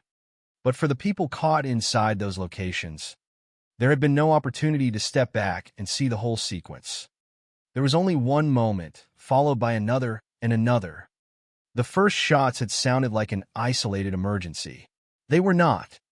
The attack at the recruitment center was the beginning of a much larger event. And by the time the gunfire finally ended at the second military facility, Chattanooga had suffered one of the deadliest attacks against American military personnel in the country that year. The investigation would eventually ask why these 2 locations had been chosen and what had motivated Abdulaziz to travel from one to the other. But before investigators could reconstruct his intentions, they first had to reconstruct his actions. The morning of July 16th had become a timeline, and every minute mattered. Around 10:45 to 11 a.m., the first shots had been fired. Within minutes, a wounded Marine had become the first casualty of the attack. A short drive later, the second facility had become a crime scene. And within another few minutes, 4 more military lives had been lost. The gunman was dead. The shooting had ended, but the unanswered questions had only begun. The second location on Amnicola Highway was where the Chattanooga shootings became a mass casualty attack. The first shooting at the Armed Forces Career Center had left 1 Marine wounded, but the attacker had left the scene before law enforcement could stop him. Approximately 7 miles away, another military facility was about to become the center of the unfolding crisis. At the Naval and Marine Reserve Center, the people inside were carrying out their ordinary military responsibilities. They had no reason to expect that a vehicle would suddenly force its way through the entrance. They had no opportunity to prepare for what was coming. The facility was connected to the U.S. Navy and Marine Corps Reserve, a place where service members worked, trained, and prepared for military duties. Like the recruitment center, it was a military environment within an American city. But unlike the first location, the second facility would be confronted by an attacker who was no longer firing from a vehicle and immediately leaving.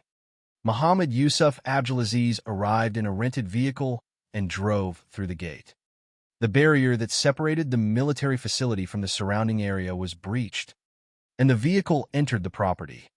For the people inside, this was the moment when an already dangerous morning became an immediate and direct threat. Abdulaziz stopped the vehicle and emerged carrying multiple weapons and ammunition. According to the FBI information provided for this case, those weapons included a rifle and a handgun, along with multiple magazines. The presence of several weapons and additional ammunition was significant because it meant the attack was not dependent on a single firearm or a single exchange of shots. The attacker had arrived equipped to continue. One military member inside the facility recognized what was happening and fired toward Abdulaziz. This was an immediate attempt to stop the threat. Abdulaziz responded by firing multiple shots toward the building. The exchange demonstrated how quickly the situation had escalated. The people inside were no longer dealing with the aftermath of a shooting somewhere else in Chattanooga. The danger was now physically present at their own facility. Abdulaziz then moved inside. At this point, the attack entered its most dangerous phase. The FBI account states that he shot a military member after entering the building. He continued moving through the facility and firing at people he encountered. Those inside had to react without a complete understanding of the situation. Some attempted to find places where they could hide. Others looked for ways to escape. There was no opportunity to wait for a complete explanation of what was happening. The only information available was immediate and fragmented. There was an armed attacker. Gunfire was continuing, and people were in danger. In a situation like this, the difference between hiding and moving, between staying in one place and trying to escape, can become a decision made within seconds. But it is important not to invent the private thoughts of the people involved. The available case information does not provide a detailed transcript of their conversations or a record of what each person was thinking. What it does show is that people attempted to survive and, in some cases, attempted to help others survive with them. Abdulaziz eventually moved toward the motor pool area.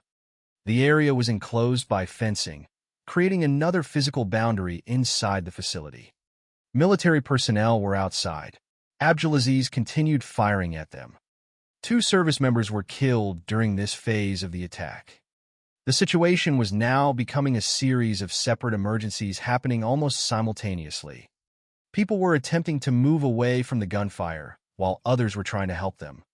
Some military personnel began assisting colleagues in getting over the fence. Their objective was straightforward: create a route out of the danger zone.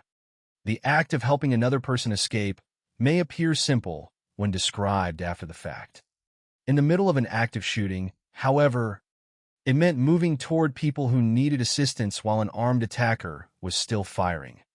Those who tried to help exposed themselves to the same danger they were trying to protect others from. 2 more Marines were killed. 4 Marines had now died in the attack. Their deaths were not the result of a prolonged battle.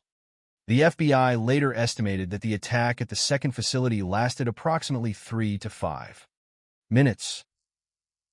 That short period contained the arrival of the attacker, the breach of the gate, the exchange of gunfire, his movement through the facility, the shooting of military personnel, attempts by others to escape, and the arrival of law enforcement. The speed of the attack was one of its defining characteristics. There was little time for the people inside to understand how the incident had developed from the first shooting at the recruitment center. The 2 locations were connected by approximately 7 miles of roadway. But for those at the second facility, the earlier shooting might as well have been happening in another world. Their immediate reality began when the vehicle broke through the gate. By then, the first Marine had already been wounded at the recruitment center. Police were already responding to the initial report. But the second attack created a much larger emergency. The number of casualties continued to rise, and the threat was moving through a military workplace. One of the wounded was Petty Officer Second Class Randall Smith of the U.S. Navy. Smith was 26 years old. He was wounded during the attack and transported to a hospital. At that moment, the final death toll was not yet known. 4 Marines had died, but Smith was still alive. For his family, the story had entered a different phase. The gunfire had not ended the uncertainty. There was still a possibility that he could survive his injuries. The 4 Marines who died were Gunnery Sergeant Thomas J. Sullivan, Staff Sergeant David A. Wyatt, Sergeant Carson A. Holmquist, and Lance Corporal Squire Skip Wells. Their ages ranged from 21 to 40. Wells was the youngest, only 21. Sullivan was the oldest at 40. Their deaths made clear how widely the tragedy reached across the military community. This was not the loss of a single individual caught in an isolated incident. 4 Marines were killed, and a Navy sailor was fighting for his life. Outside the facility, the response by law enforcement was intensifying. Chattanooga police officers were moving toward the active threat. The initial shooting at the recruitment center had already established that an armed individual was involved, but the second location had transformed the response into an emergency requiring officers to confront the attacker directly. Among those responding was Sergeant Dennis Pedigo, who was wounded in the ankle. His injury added another layer to the casualties of the attack. Military personnel had been killed and wounded, and now a police officer had also been injured while responding. Eventually, officers reached Abdulaziz. The confrontation ended in a gunfight, and Abdulaziz was shot and killed. The second location fell silent, but the investigators arriving afterward would have to reconstruct everything that had happened in those few minutes. They would need to determine exactly how Abdulaziz had entered the facility, where he had moved, what weapons had been used, how the victims had been positioned, and how the police response had unfolded. The physical scene would become one part of a much larger investigation. The vehicle would be examined. The weapons and ammunition would be examined. The movements between the two locations would be reconstructed. Electronic information and personal history would later become important as investigators searched for a motive. But the second location would always remain the place where the greatest loss occurred. The first shooting had been a warning. The second became the tragedy. 5 military personnel would ultimately die because of what happened there. 4 died during the attack, while Randall Smith succumbed to his injuries 2 days later. The people who survived would carry memories of those minutes long after the facility had been secured. The military community would mourn. Families would receive devastating news. Chattanooga would begin the process of understanding what had happened, and investigators would begin asking the question that could not be answered simply by reconstructing the timeline. Why had this facility been chosen? The answer could not be found only in the bullets, the vehicle, or the broken gate. It required investigators to examine the person who had driven through that gate and the life he had lived before July 16th. That would become the next stage of the investigation. But before the authorities could understand motive, the human cost of the attack had already become clear. The second location on Amicola Highway was no longer simply a military reserve center. For 5 families, it had become the place permanently associated with the loss of someone they loved. The attack had lasted only minutes. The consequences would last far longer. The second facility on Amicola Highway had already been transformed from a place of military work into an active crime scene. But the most devastating moments were still unfolding. Muhammad Yusuf Abdulaziz had entered the building after forcing his way through the gate. And according to the FBI account, he began moving through the facility while continuing to fire at people he encountered. The entire sequence would later be measured in minutes. Investigators estimated that the attack at the second location lasted approximately 3 to 5 minutes. 3 to 5 minutes is an almost impossibly short amount of time in which to contain so much violence and loss. Yet that was the period during which military personnel had to make decisions about where to move, where to hide, and how to help one another while an armed attacker was still active inside the facility. There was no opportunity for a complete understanding of the situation. The people inside had to respond to what they could see and hear in front of them. Some attempted to find shelter. Others tried to escape. The threat was moving through the building, and the people trying to survive did not know where it would appear next. Abdulaziz had already demonstrated that he intended to continue the attack. At the first location, he had fired from inside his vehicle and wounded a Marine before leaving. At the second location, he had brought multiple weapons and ammunition with him. After entering the facility, he shot a military member and continued moving through the area. The distinction between the first and second locations was now unmistakable. The recruitment center had been attacked from outside, The reserve center had been penetrated. The people inside were facing an armed attacker within their own workplace. Eventually, Abdulaziz moved toward the motor pool area, an enclosed section surrounded by fencing. Military personnel were outside. The attack continued there, and 2 service members were killed. The identities of the 5 eventual military victims would later become central to the story. But in those moments, the people around them were confronted with immediate decisions rather than names and statistics. Some military personnel attempted to help their colleagues escape by getting them over the fence. It was a practical response to a dangerous situation: create a way out, move people away from the gunfire, and give them an opportunity to reach safety. But helping someone else required exposure. The people assisting their colleagues had to move through an environment where the attacker was still firing. 2 more Marines were killed. The significance of those actions is one of the details that the FBI later emphasized. Their attempts to help others may have saved additional lives. That means the final casualty count does not fully describe what happened during those minutes. 5 service members ultimately died, but there were also people who survived because others created opportunities for them to escape. The decision to help a colleague was made in circumstances where the consequences could not be known in advance. The people helping others could not know whether the next seconds would bring safety or another burst of gunfire. They acted anyway. The 4 Marines who died during the attack were Gunnery Sergeant Thomas J. Sullivan, Staff Sergeant David A.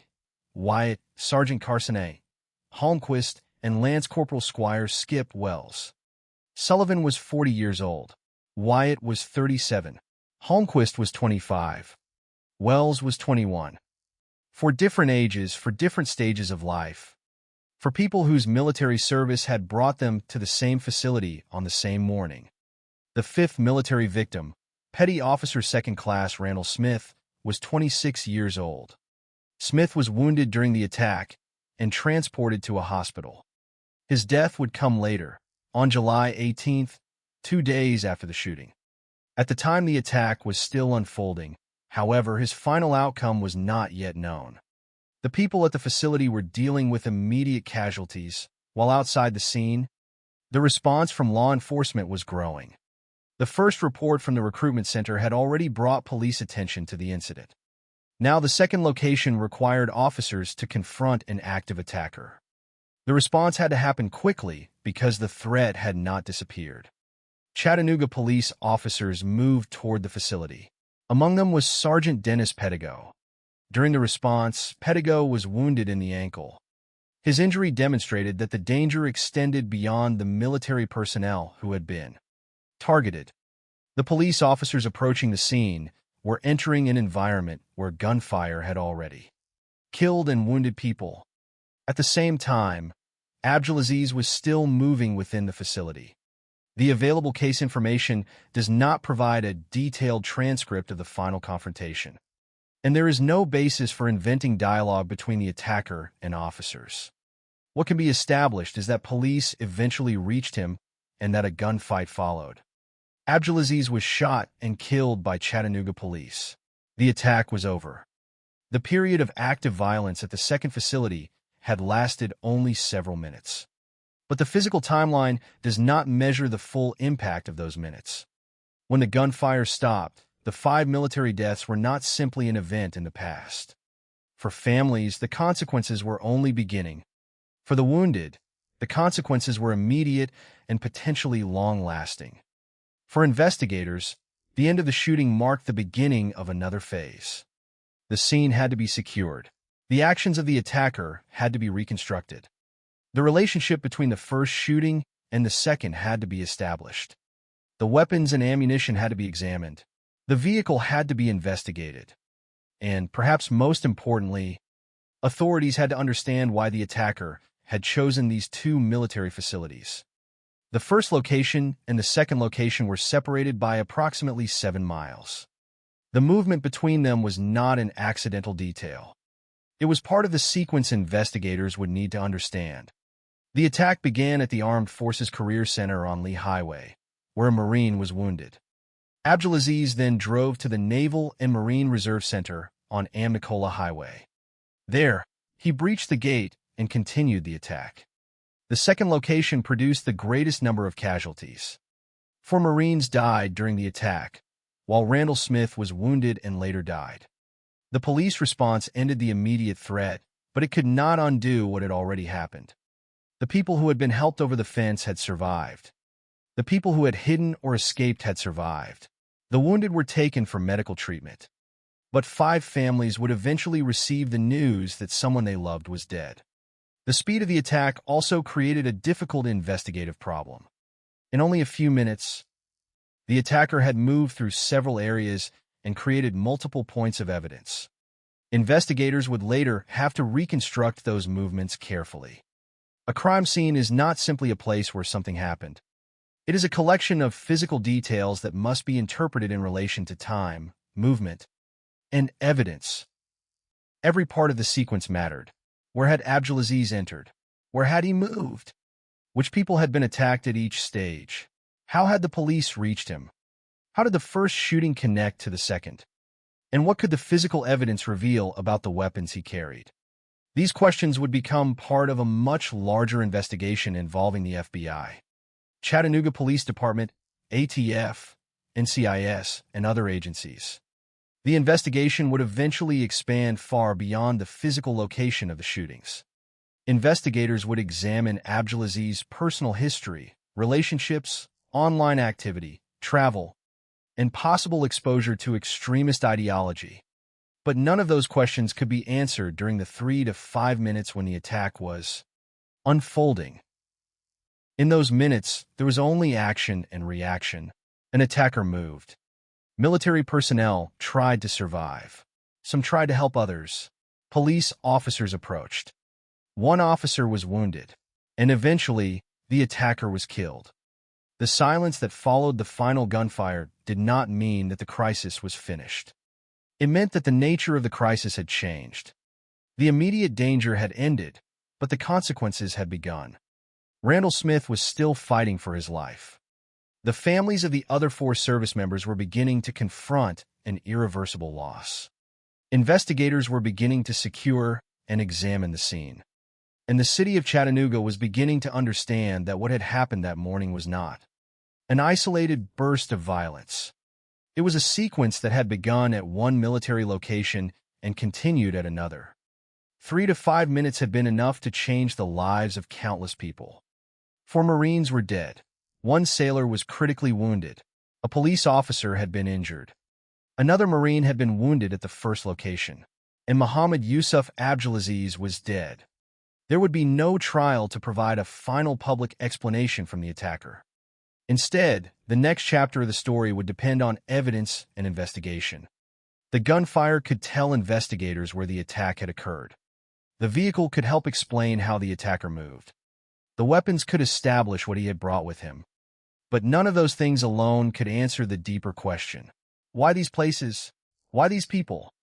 And what had happened in Abdulaziz's life before that Thursday morning that brought him to the gates of the Naval and Marine Reserve Center? Those questions would now become the focus of the investigation. The 3 to 5 minutes were over. The search for meaning had just begun. The gunfire at the Naval and Marine Reserve Center had stopped, but for one family, the outcome of the Chattanooga attack remained uncertain. Petty Officer Second Class Randall Smith had been wounded during the shooting. While 4 Marines had already died, Smith was still alive. He had been transported to a hospital for treatment, and for the people who loved him, the story had not yet reached its final chapter. There was still a possibility that he might survive. In the aftermath of a violent attack, that period of uncertainty can be almost impossible to measure. The shooting itself may last only minutes, but the waiting that follows can stretch across hours and days. On July 16, 2015, the people closest to Randall Smith were confronted with that uncertainty. Smith was 26 years old. He served in the United States Navy, and he was the father of 3 children. Those details become especially important because they place a human life behind the casualty. Figures that would soon appear in reports about Chattanooga. He was not simply the 5th military fatality in an official count. He was a young father, a sailor, and a member of a military community whose life had been interrupted by an attack that lasted only a few minutes. The first reports from Chattanooga had already established the scale of the violence. A Marine had been wounded at the Armed Forces Career Center. At the second facility, several military personnel had been shot. 4 Marines had died. A police officer had been injured. The suspected attacker had been killed by police. But the number 5 had not yet become final. Randall Smith was still alive.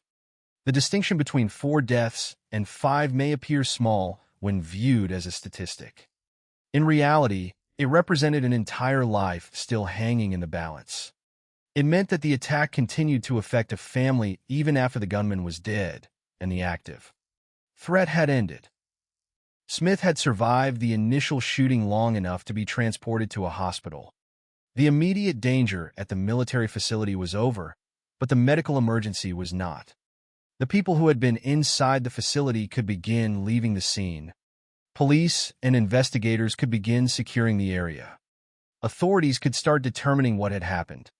But for Smith and his family, the central concern was much simpler: whether he would survive his wounds.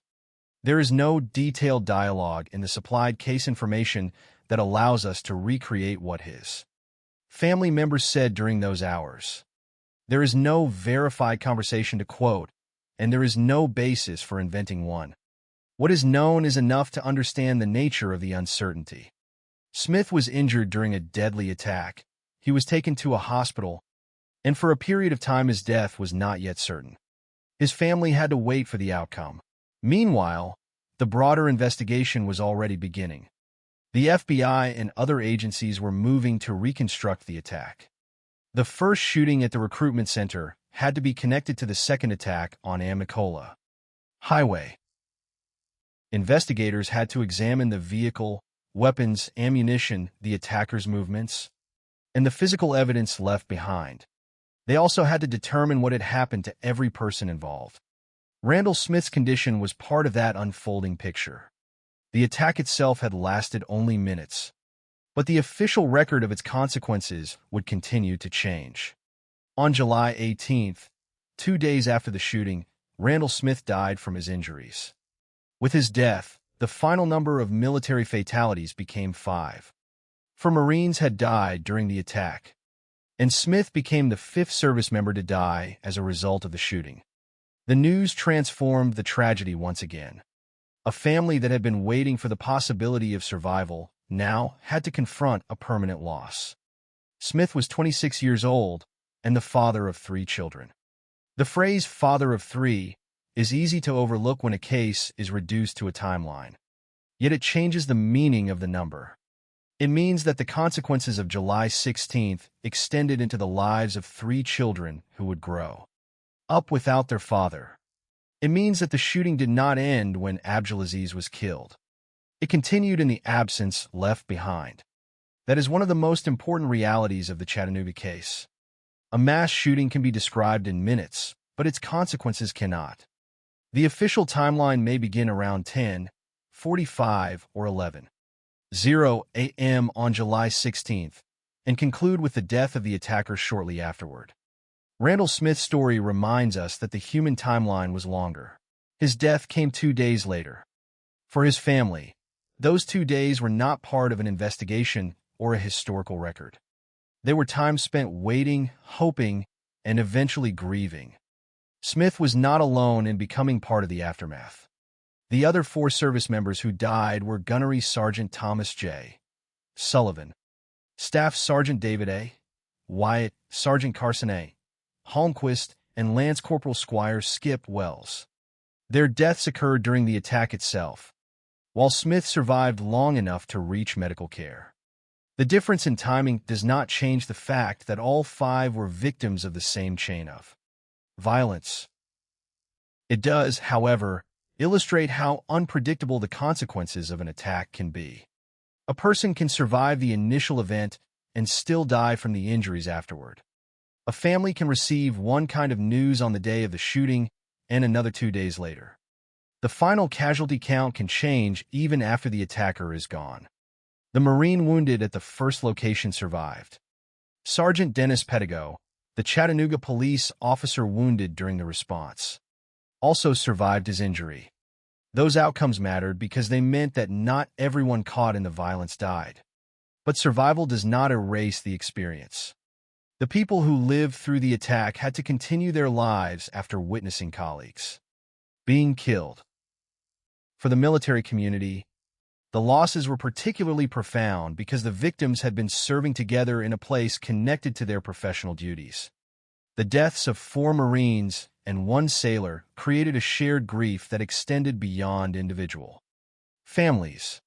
The facility on Amnicola Highway became permanently associated with the names of those who died there. Yet the investigation could not stop with mourning. Authorities needed to understand the circumstances of Smith's death, along with the deaths of the other 4 service members.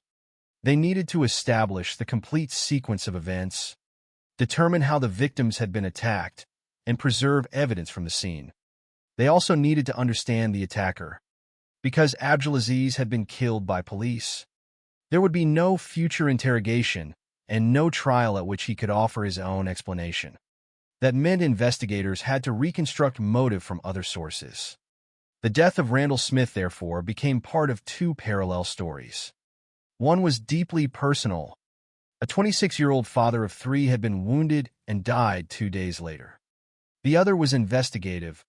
His death completed the final casualty count and became another fact that investigators had to incorporate into their reconstruction of the attack. These 2 stories cannot really be separated. The investigation existed because people had died, and the people who died had lives that existed long before the investigation. The case file would eventually contain names, ages, military branches, injuries, locations, and timelines. But behind every line was a person whose absence would continue long after the evidence had been collected. Randall Smith's death also demonstrates why the phrase 5 killed can never fully describe what happened in Chattanooga. 5 deaths represent 5 individual losses. Each loss reached beyond the person whose name appeared in the news. Smith's death reached 3 children. It reached his family, his colleagues, and the people who had known him. The same was true of Sullivan, Wyatt, Holmquist, and Wells. The attack had created a circle of grief that extended far beyond the military facility itself. By July 18th, the immediate facts were clear. Muhammad Yusuf Abdulaziz was dead. 4 Marines had been killed during the attack. Randall Smith had died from his injuries. Another Marine and a police officer had survived their wounds. The active threat had ended, but the consequences were only beginning. The investigation would grow rapidly. Federal agents would arrive in large numbers. Hundreds of leads would be followed. Agencies would examine Abdulaziz's history, online activity, relationships, travels, weapons, and movements. They would ask why he had chosen 2 military facilities and whether extremist ideology had influenced his actions. But before those questions could be answered, there was one fact that could not be analyzed away. Randall Smith was gone. His death 2 days after the shooting marked the final loss of life from the attack. It also marked the moment when the tragedy's numbers became permanent. 5 military service members had died. 5 families had lost someone. And one of those families was mourning a 26-year-old father of 3. The attack had lasted minutes. The investigation would last far longer. The grief would last longer still. In Chattanooga, the sound of gunfire had already disappeared. What remained was the absence it had created. The shooting had ended, but the investigation was only beginning. By the time Muhammad Yusuf Abdulaziz had been killed by Chattanooga police, investigators were already facing a crime scene that connected 2 separate military facilities. Multiple victims, several weapons, a rented vehicle, and a suspect who could no longer be questioned. The first task was to reconstruct the sequence of events with as much precision as possible. The first shots had been fired at the Armed Forces Career Center on Lee Highway. A Marine had been wounded. Abdulaziz had then driven approximately 7 miles to the Naval and Marine Reserve Center on Amnicola Highway, where he forced his way through the gate and continued the attack. 4 Marines were killed during the assault. Randall Smith, a Navy petty officer, was critically wounded and died 2 days later. Sergeant Dennis Pettigo, a Chattanooga police officer, was also wounded, and the attacker himself was dead. Those facts established the basic outline, but they did not answer the questions that investigators needed to resolve. What exactly had Abdulaziz done during each stage of the attack? What weapons had he carried? How had he moved between the 2 facilities? Had he acted alone? What had influenced him? And most importantly, why had he selected military personnel as his targets? The FBI quickly became deeply involved in the investigation. This was not a case that could be handled by a single local police department. The incident involved military personnel, federal interests, firearms, possible terrorism-related motives, and questions extending beyond Tennessee. Chattanooga Police Department worked alongside the FBI, ATF, NCIS, and other federal, state, and local agencies. The investigation expanded rapidly. By July 22nd, approximately 250 FBI personnel were in Chattanooga, while additional personnel were contributing from other locations in the United States and abroad. Authorities reported that investigators were pursuing nearly 400 leads. The scale of that response reflected the uncertainty surrounding the case. The physical attack itself had been brief, but investigators had to reconstruct everything that had preceded it. Every lead had the potential to answer one part of the larger puzzle. Investigators first had to establish the timeline. The chronology was critical because the attack involved 2 locations and a relatively short interval between them. The first shooting occurred at the recruitment center sometime around 10:45 to 11:00 a.m. Abdulaziz then left in the rented vehicle and traveled to the second military facility. At Amnicola Highway, he drove through the gate, exited the vehicle carrying weapons, exchanged gunfire with a military member, entered the facility, and continued shooting. He later moved toward the motor pool, where more service members were attacked. Police arrived, 1 officer was wounded, and Abdulaziz was eventually killed. Investigators had to compare statements, physical evidence, and other available information to determine whether this sequence was accurate in every important detail. The rented vehicle became an important part of that reconstruction. It provided a physical connection between the 2 locations. The same attacker who had fired from the vehicle at the recruitment center had driven it to the second facility. Investigators could therefore examine the vehicle as part of the evidence and use the route between the 2 locations to establish the chronology. The weapons were equally important. Abdulaziz had arrived at the second facility carrying a rifle, a handgun, and multiple magazines. Investigators needed to examine the firearms and ammunition to understand their role in the attack. The physical evidence could help establish what weapons had been used and connect those weapons to the sequence of shootings. At the same time, investigators had to document the scene itself. The first facility and the second facility represented different stages of the attack, and each contained its own evidence. At the recruitment center, investigators had to examine the location where the first shots were fired and the position from which Abdulaziz had attacked. At the reserve center, they had to reconstruct how he had entered, where he had moved inside the building, and how the attack had progressed toward the motor pool. The investigators were not simply looking for one decisive piece of evidence. They were assembling hundreds of smaller facts into a coherent account. Witnesses became another important source of information. People who had been present could provide information about what they had seen and heard. Their accounts could help establish movement and timing. But eyewitness information in a rapidly developing shooting can only describe what an individual person experienced. One witness might have seen the vehicle approaching. Another might have seen the attacker inside the building. Someone else might have witnessed the police response. Investigators, therefore, had to compare different accounts with physical evidence rather than rely on a single version of events. The investigation also focused on Abdulaziz himself. Because he had been killed, investigators could not simply ask him what he intended to accomplish. They had to examine the traces he had left behind. His personal history became a major investigative subject. Authorities examined his relationships, activities, internet use, and travel outside the United States. They were looking for evidence that could explain his motives and determine whether anyone else had been involved. One particularly important area was his exposure to extremist Islamic ideology. Investigators identified indications that he had been influenced by extremist ideas and by foreign terrorist organizations. But they also had to be careful about what those findings actually established. The existence of extremist influence did not automatically prove that Abdulaziz had been a formal member of a particular terrorist organization. Investigators had to distinguish between ideological influence, communication, association, and organizational membership. That distinction was especially important because the FBI initially avoided making an immediate conclusion that the attack was terrorism. In the early hours and days after a major act of violence, there can be pressure to provide a simple explanation. But federal investigators understood that motive had to be supported by evidence.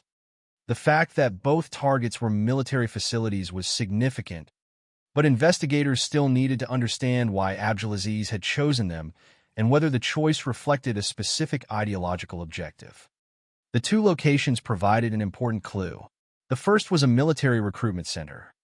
The second was a facility serving Navy and Marine Corps Reserve personnel. Both were directly connected to the American Armed Forces. That pattern suggested that the military itself could have been a deliberate target rather than an incidental location. Yet investigators had to establish the reasoning behind the choice. The absence of the attacker meant that this process could not depend on testimony from the suspect. There would be no confession to examine and no courtroom interrogation. Instead, the investigation had to reconstruct motive from documentary and physical evidence. The scope of the investigation reflected the difficulty of that task. Nearly 400 leads were being pursued, while hundreds of FBI personnel worked in Chattanooga and elsewhere. Each lead represented a possible connection to Abdulaziz's past, the attack itself, or its possible motivation. Investigators examined his movements before the shooting, his relationships, his travel, his online activity, and the equipment he had used. They were trying to determine whether the attack had been planned independently or whether another person or organization had played a role. At the same time, the agencies involved had to preserve the integrity of the investigation. The goal was not merely to identify a motive that seemed plausible. The goal was to establish what could be demonstrated by evidence. That distinction would remain important throughout the case. The investigation was therefore moving along two parallel tracks. One track reconstructed the attack itself, where Abdulaziz went, what he did, what weapons he used, how the victims were attacked, and how police ultimately stopped him. The other track examined the life of Abdulaziz before July 16th, his background, his travels, his internet activity, his relationships, and possible extremist influences. The first track could establish the facts of the violence. The second might help explain why it happened. Neither could be ignored. By July 22nd, the scale of the federal response made clear that authorities were treating the Chattanooga shootings as a major national investigation. Approximately 250 FBI personnel were already in the city, while other investigators worked from outside Tennessee. Nearly 400 leads were being followed. The FBI, Chattanooga Police Department, ATF, NCIS, and other agencies were contributing to the effort. Yet despite the size of the operation, the central mystery remained remarkably simple to state. Why did Mohammed Yusuf Abdulaziz attack these military facilities? The answer would not come from the scene alone. The broken gate, the weapons, the vehicle, and the victims could reconstruct what happened. To understand why it happened, investigators had to look beyond July 16th. They had to look into Abdulaziz's life before the attack and examine the evidence that might reveal how his thinking had changed. The Chattanooga investigation was no longer simply about a shooting. It had become an attempt to reconstruct a path toward violence without the person who had walked that path there to explain it. The physical evidence could establish what Muhammad Yusuf Abdulaziz had done on July 16, 2015. The timeline connected the two locations. The rented vehicle connected the journey. The weapons explained how the attack had been carried out. Witness accounts and investigative work could help reconstruct the movement from the armed forces. Career Center on Lee Highway to the Naval and Marine Reserve Center on Amicola Highway. But one question remained more difficult than all the others. Why? Why had Abdulaziz chosen these locations? Why had military personnel become his targets? And what had happened before that morning to lead a 24-year-old man from an ordinary life in the Chattanooga area to an attack that would leave 5 service members dead? The answer mattered not only to the investigation, but also to the way the tragedy would ultimately be understood. In the immediate aftermath, federal authorities were careful not to declare a motive before the evidence justified it.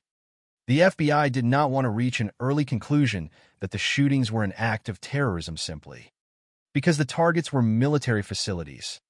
That caution was important. The word terrorism carries a specific meaning, and investigators needed evidence showing the ideological purpose behind the violence rather than assuming it from the circumstances alone. The two locations nevertheless provided an important clue. Abdulaziz had first gone to an Armed Forces Career Center, a facility associated with military recruitment. After firing at the building and wounding a Marine, he left and drove approximately 7 miles to the Naval and Marine Reserve Center. There, he forced his way through the gate and continued attacking military personnel. The pattern was difficult to overlook. Both locations were directly connected to the United States military. The second site housed personnel associated with the Navy and Marine Corps Reserve, people who worked, trained, and prepared for military duties. The choice of these two places, therefore, became a central part of the investigators' examination of motive. But a target can reveal something about an attacker's intentions without providing the complete explanation. Investigators needed to understand what had influenced Abdulaziz and whether those influences had translated into a specific plan. To do that, they looked backward. Abdulaziz had been born in Kuwait and had moved to the United States with his family when he was young. By the time of the attack, he was living in the Chattanooga area in Hickson and was described as a young engineer. Before July 16th, he had not been a nationally recognized figure in the American counterterrorism system. There was no established public profile that immediately explained why he would become the perpetrator of a deadly attack against military personnel. This meant investigators had to reconstruct his history after the fact. His personal relationships became one area of interest. Authorities examined the people around him and attempted to determine whether anyone had been aware of his intentions or had played a role in encouraging or assisting him. The investigation also examined his activities on the internet. Online activity could provide evidence of the ideas he had encountered, the material he had read or viewed, and the possibility of contact with extremist sources. Investigators were interested not simply in whether Abdulaziz had encountered extremist material, but in how such material might have affected him and whether it could be connected to the attack. His travels outside the United States were another significant part of the investigation. Authorities examined his trips and looked for possible links to individuals or organizations associated with terrorism. These inquiries were not simply about where he had traveled. Investigators were attempting to determine whether those journeys had created relationships or experiences relevant to his eventual actions. Again, the distinction between evidence and assumption was essential. A trip to a particular country, by itself, does not establish terrorist involvement. An online statement does not automatically prove membership in an organization. A person can be exposed to extremist ideology without becoming a formal member of a terrorist group. The investigation, therefore, required multiple pieces of information to be considered together. The FBI and its partner agencies were trying to determine whether there was evidence of radicalization, whether the radicalization had progressed to the point of motivating violence, and whether Abdulaziz had any operational connection to a foreign terrorist organization. Investigators found indications that Abdulaziz had been influenced by extremist Islamic ideology and foreign terrorist organizations. These findings became an important part of the emerging explanation. But even here, the facts required careful wording. The available information does not establish that Abdulaziz was a formal member of a specific terrorist organization. It does not establish that an organization directly ordered him to carry out the attack. Nor does it provide a verified confession in which he clearly explains his motives. Abdulaziz was killed by police during the attack, and therefore the investigation would never have the benefit of questioning him in custody. There would be no trial in which prosecutors could present a case against him and require him to respond. That absence created a permanent limitation on the investigation. Investigators could gather evidence, compare it, and draw conclusions supported by the record, but they could never ask Abdulaziz to explain what he believed he was accomplishing. His intentions had to be reconstructed from what he left behind. The question of motive was also connected to the unusual structure of the attack itself. Abdulaziz did not remain at the first location. He fired from his vehicle at the recruitment center, wounded a Marine, and then immediately left. He continued toward another military facility. At the second location, he escalated the attack dramatically, driving through the gate and entering the property with multiple weapons and ammunition. The progression suggested a deliberate sequence rather than a single spontaneous confrontation. Investigators therefore examined the relationship between the two sites and the possibility that the military connection was central to his intentions. The choice of targets was one of the strongest factual elements available to them. Yet even a deliberate selection of military facilities did not, by itself, answer every question. Investigators still needed to know how Abdulaziz had reached the point of committing violence. This was where the investigation into radicalization became important. The concept of radicalization can be difficult to reconstruct because it is not a single event. In Abdulaziz's case, investigators examined his online activity, travel, relationships, and personal history in an attempt to identify influences that could help explain his transformation. The available evidence points toward extremist ideological influence, but it does not allow every stage of that process to be reconstructed with certainty. There is no single documented moment in the supplied material when Abdulaziz announced that he had decided to attack military personnel. There is no detailed account of a conversation in which another person instructed him to do so. There is no courtroom testimony from Abdulaziz explaining the progression of his thinking. The unanswered questions, therefore, remain important. The investigation could establish that he selected two military-related targets. It could establish that he possessed multiple weapons and ammunition. It could establish that he carried out the shootings and was killed by police. It could examine evidence suggesting extremist influence. But the complete internal process that transformed those influences into action remained difficult to observe directly. That uncertainty did not lessen the seriousness of the attack. It simply defined the limits of what investigators could responsibly claim. Meanwhile, the enormous investigative operation continued. By July 22nd, approximately 250 FBI personnel were in Chattanooga, with others contributing from locations in the United States and abroad. Authorities were pursuing nearly 400 leads. The investigation involved the FBI, Chattanooga Police Department, ATF, NCIS, and other agencies. Their work was not limited to motive. They continued reconstructing the attack itself, examining weapons, ammunition, the vehicle, electronic evidence, personal history, and the movements of Abdulaziz. Every part of the case had to be connected. If investigators found evidence of extremist influence, they had to determine whether it was relevant to the attack. If they found information about travel, they had to establish whether it had any connection to the shootings. If they identified online activity, they had to determine what it demonstrated and what it did not. This was the difference between an explanation built from evidence and a story built from assumptions. The Chattanooga shootings eventually became part of the broader discussion of terrorism and active shooter attacks in the United States during 2014 and 2015. The timing was significant. The attack occurred less than a month after the massacre at Emmanuel AME Church in Charleston, South Carolina. The country was already confronting questions about ideological violence, targeted attacks, and the difficulty of identifying threats before they became acts of murder.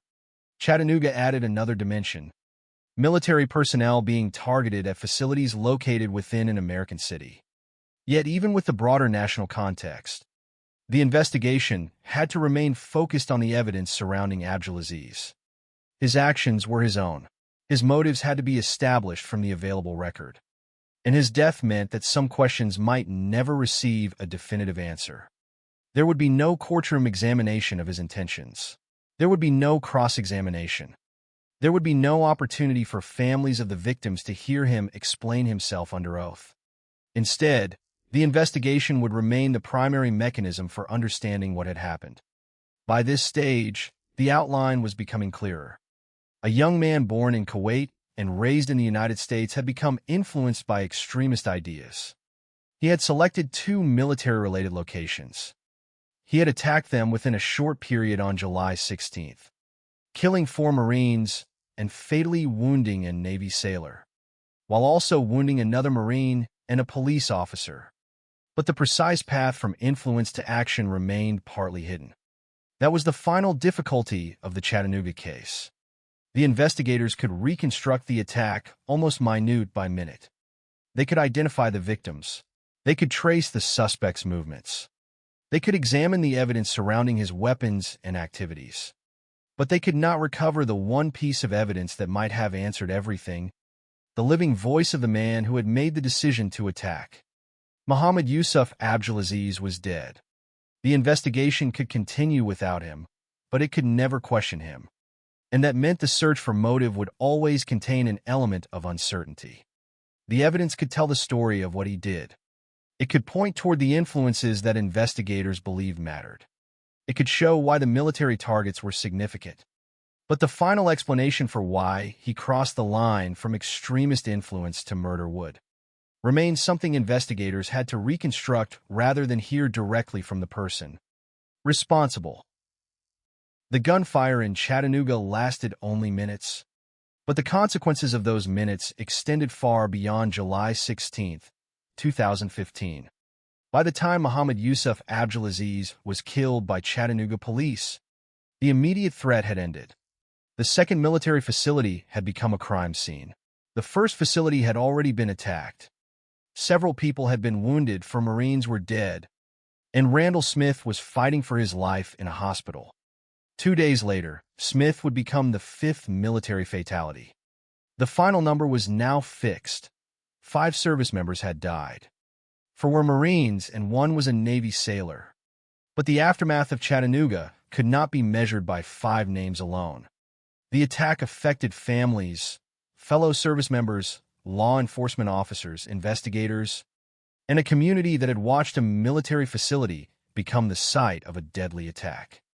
The 5 victims were Gunnery Sergeant Thomas J. Sullivan, Staff Sergeant David A. Wyatt, Sergeant Carson A. Holmquist, Lance Corporal Squire Skip Wells, and Petty Officer Second Class Randall Smith. They were between 21 and 40 years old. Smith was a father of 3. Their lives were cut short in different stages, but all 5 became connected by the same morning and the same chain of violence. For their families, there was no way to return to the moment before the first shots. The future had changed permanently. The attack also left 2 wounded survivors whose experiences formed another part of the aftermath. A Marine at the Armed Forces Career Center had been wounded during the first shooting. Sergeant Dennis Pettigo, a Chattanooga police officer, had been wounded in the ankle while responding to the second attack. Their survival was significant because it meant that the final human cost of the shooting was not limited to those who died. People lived through the event and had to carry its consequences forward. The same was true of the military personnel who had been inside the reserve center during the attack. Some had attempted to hide, others had tried to escape, and some had gone back to help colleagues reach safety. The FBI later emphasized that those actions may have saved additional lives. In a case remembered primarily for the 5 people who died, this detail is essential. The final casualty count cannot reveal how many people survived because someone else took a risk to help them. The people who attempted to get their colleagues over the fence were themselves exposed to the attacker. 2 Marines died while helping others escape. Their actions became part of the story not because they changed the fact that they were killed, but because their efforts gave other people an opportunity to survive. That aspect of the case also changed the way Chattanooga could be remembered. It was not only the story of an attacker moving through a military facility. It was also the story of service members responding to danger by attempting to protect one another. The investigative response was equally significant. The FBI, Chattanooga Police Department, ATF, NCIS, and other agencies worked together to reconstruct the attack and examine Abdulaziz's background. By July 22nd, approximately 250 FBI personnel were in Chattanooga, with additional personnel involved from elsewhere in the United States and abroad. Investigators were pursuing nearly 400 leads. The scale of that response demonstrated the complexity of the case.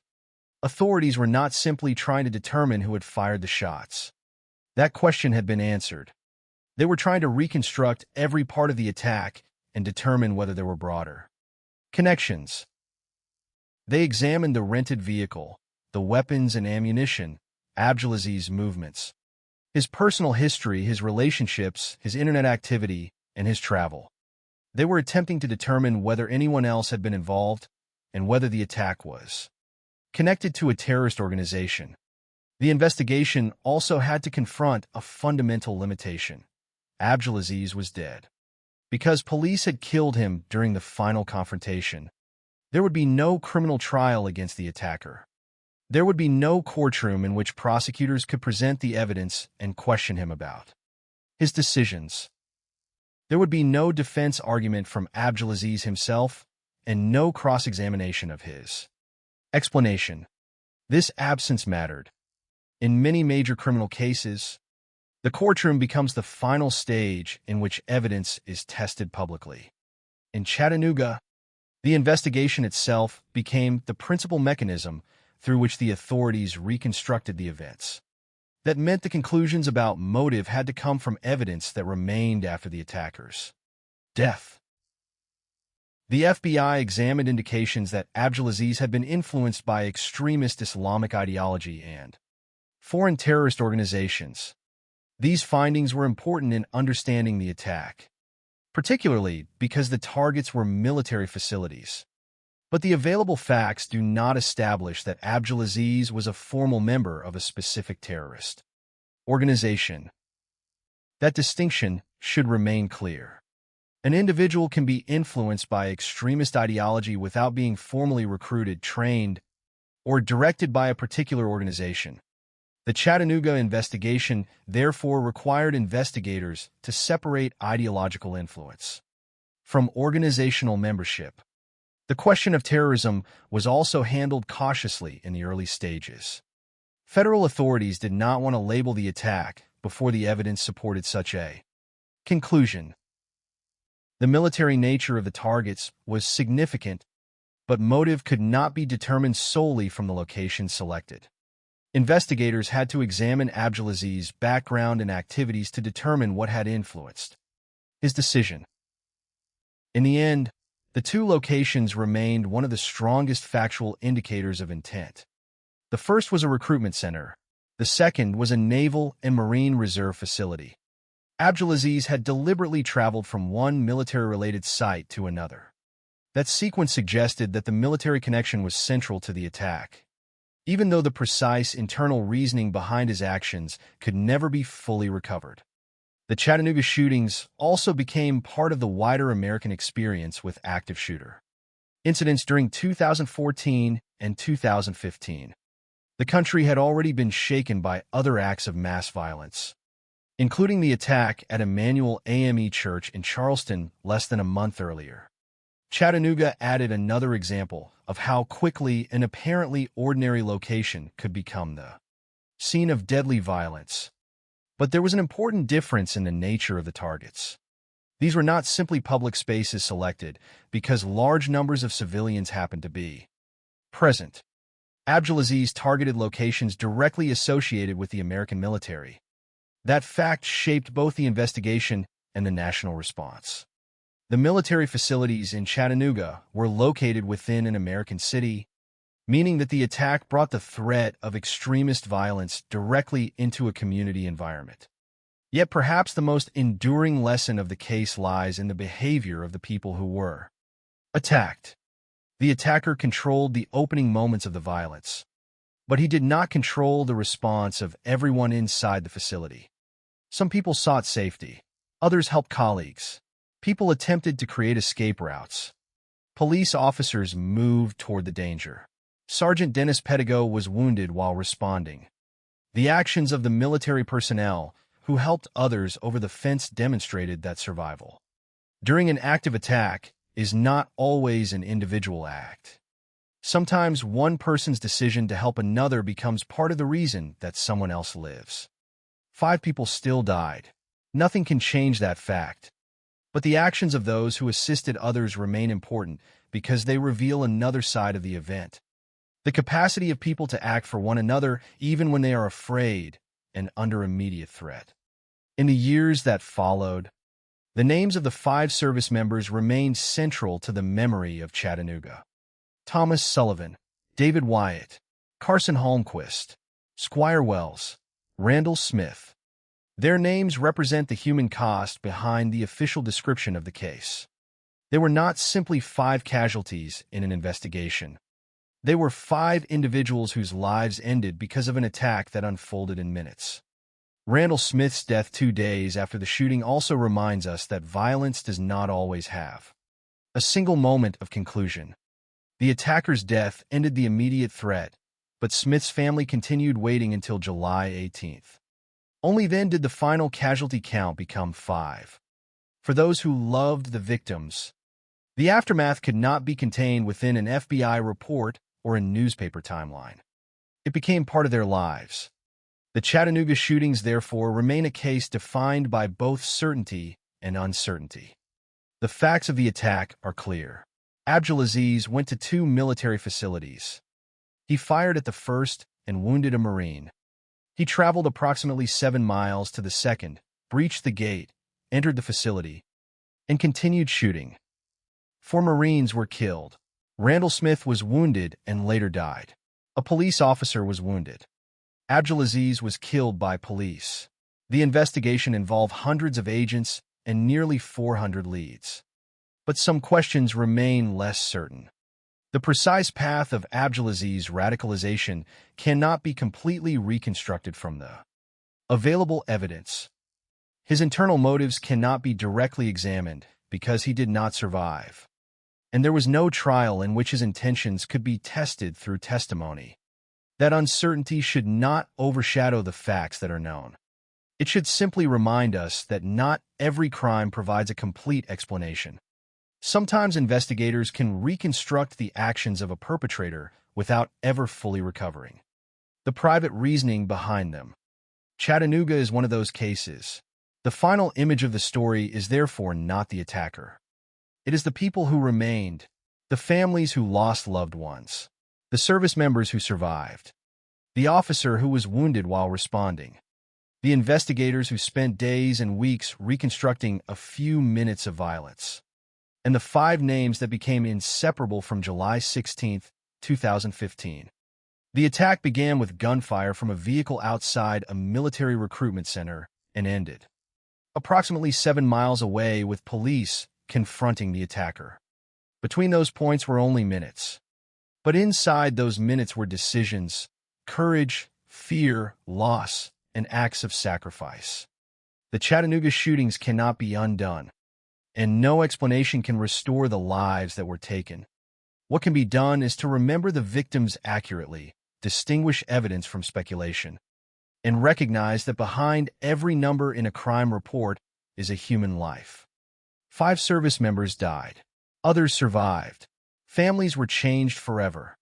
And a city was left to remember a morning when violence arrived without warning, moved rapidly from one military facility to another, and ended almost as quickly as it had begun.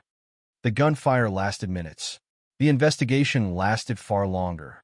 The grief lasted longer still. And that is where the story of Chattanooga ultimately belongs, not with the notoriety of the man who carried out the attack, but with the lives of the people whose names remained after he was gone.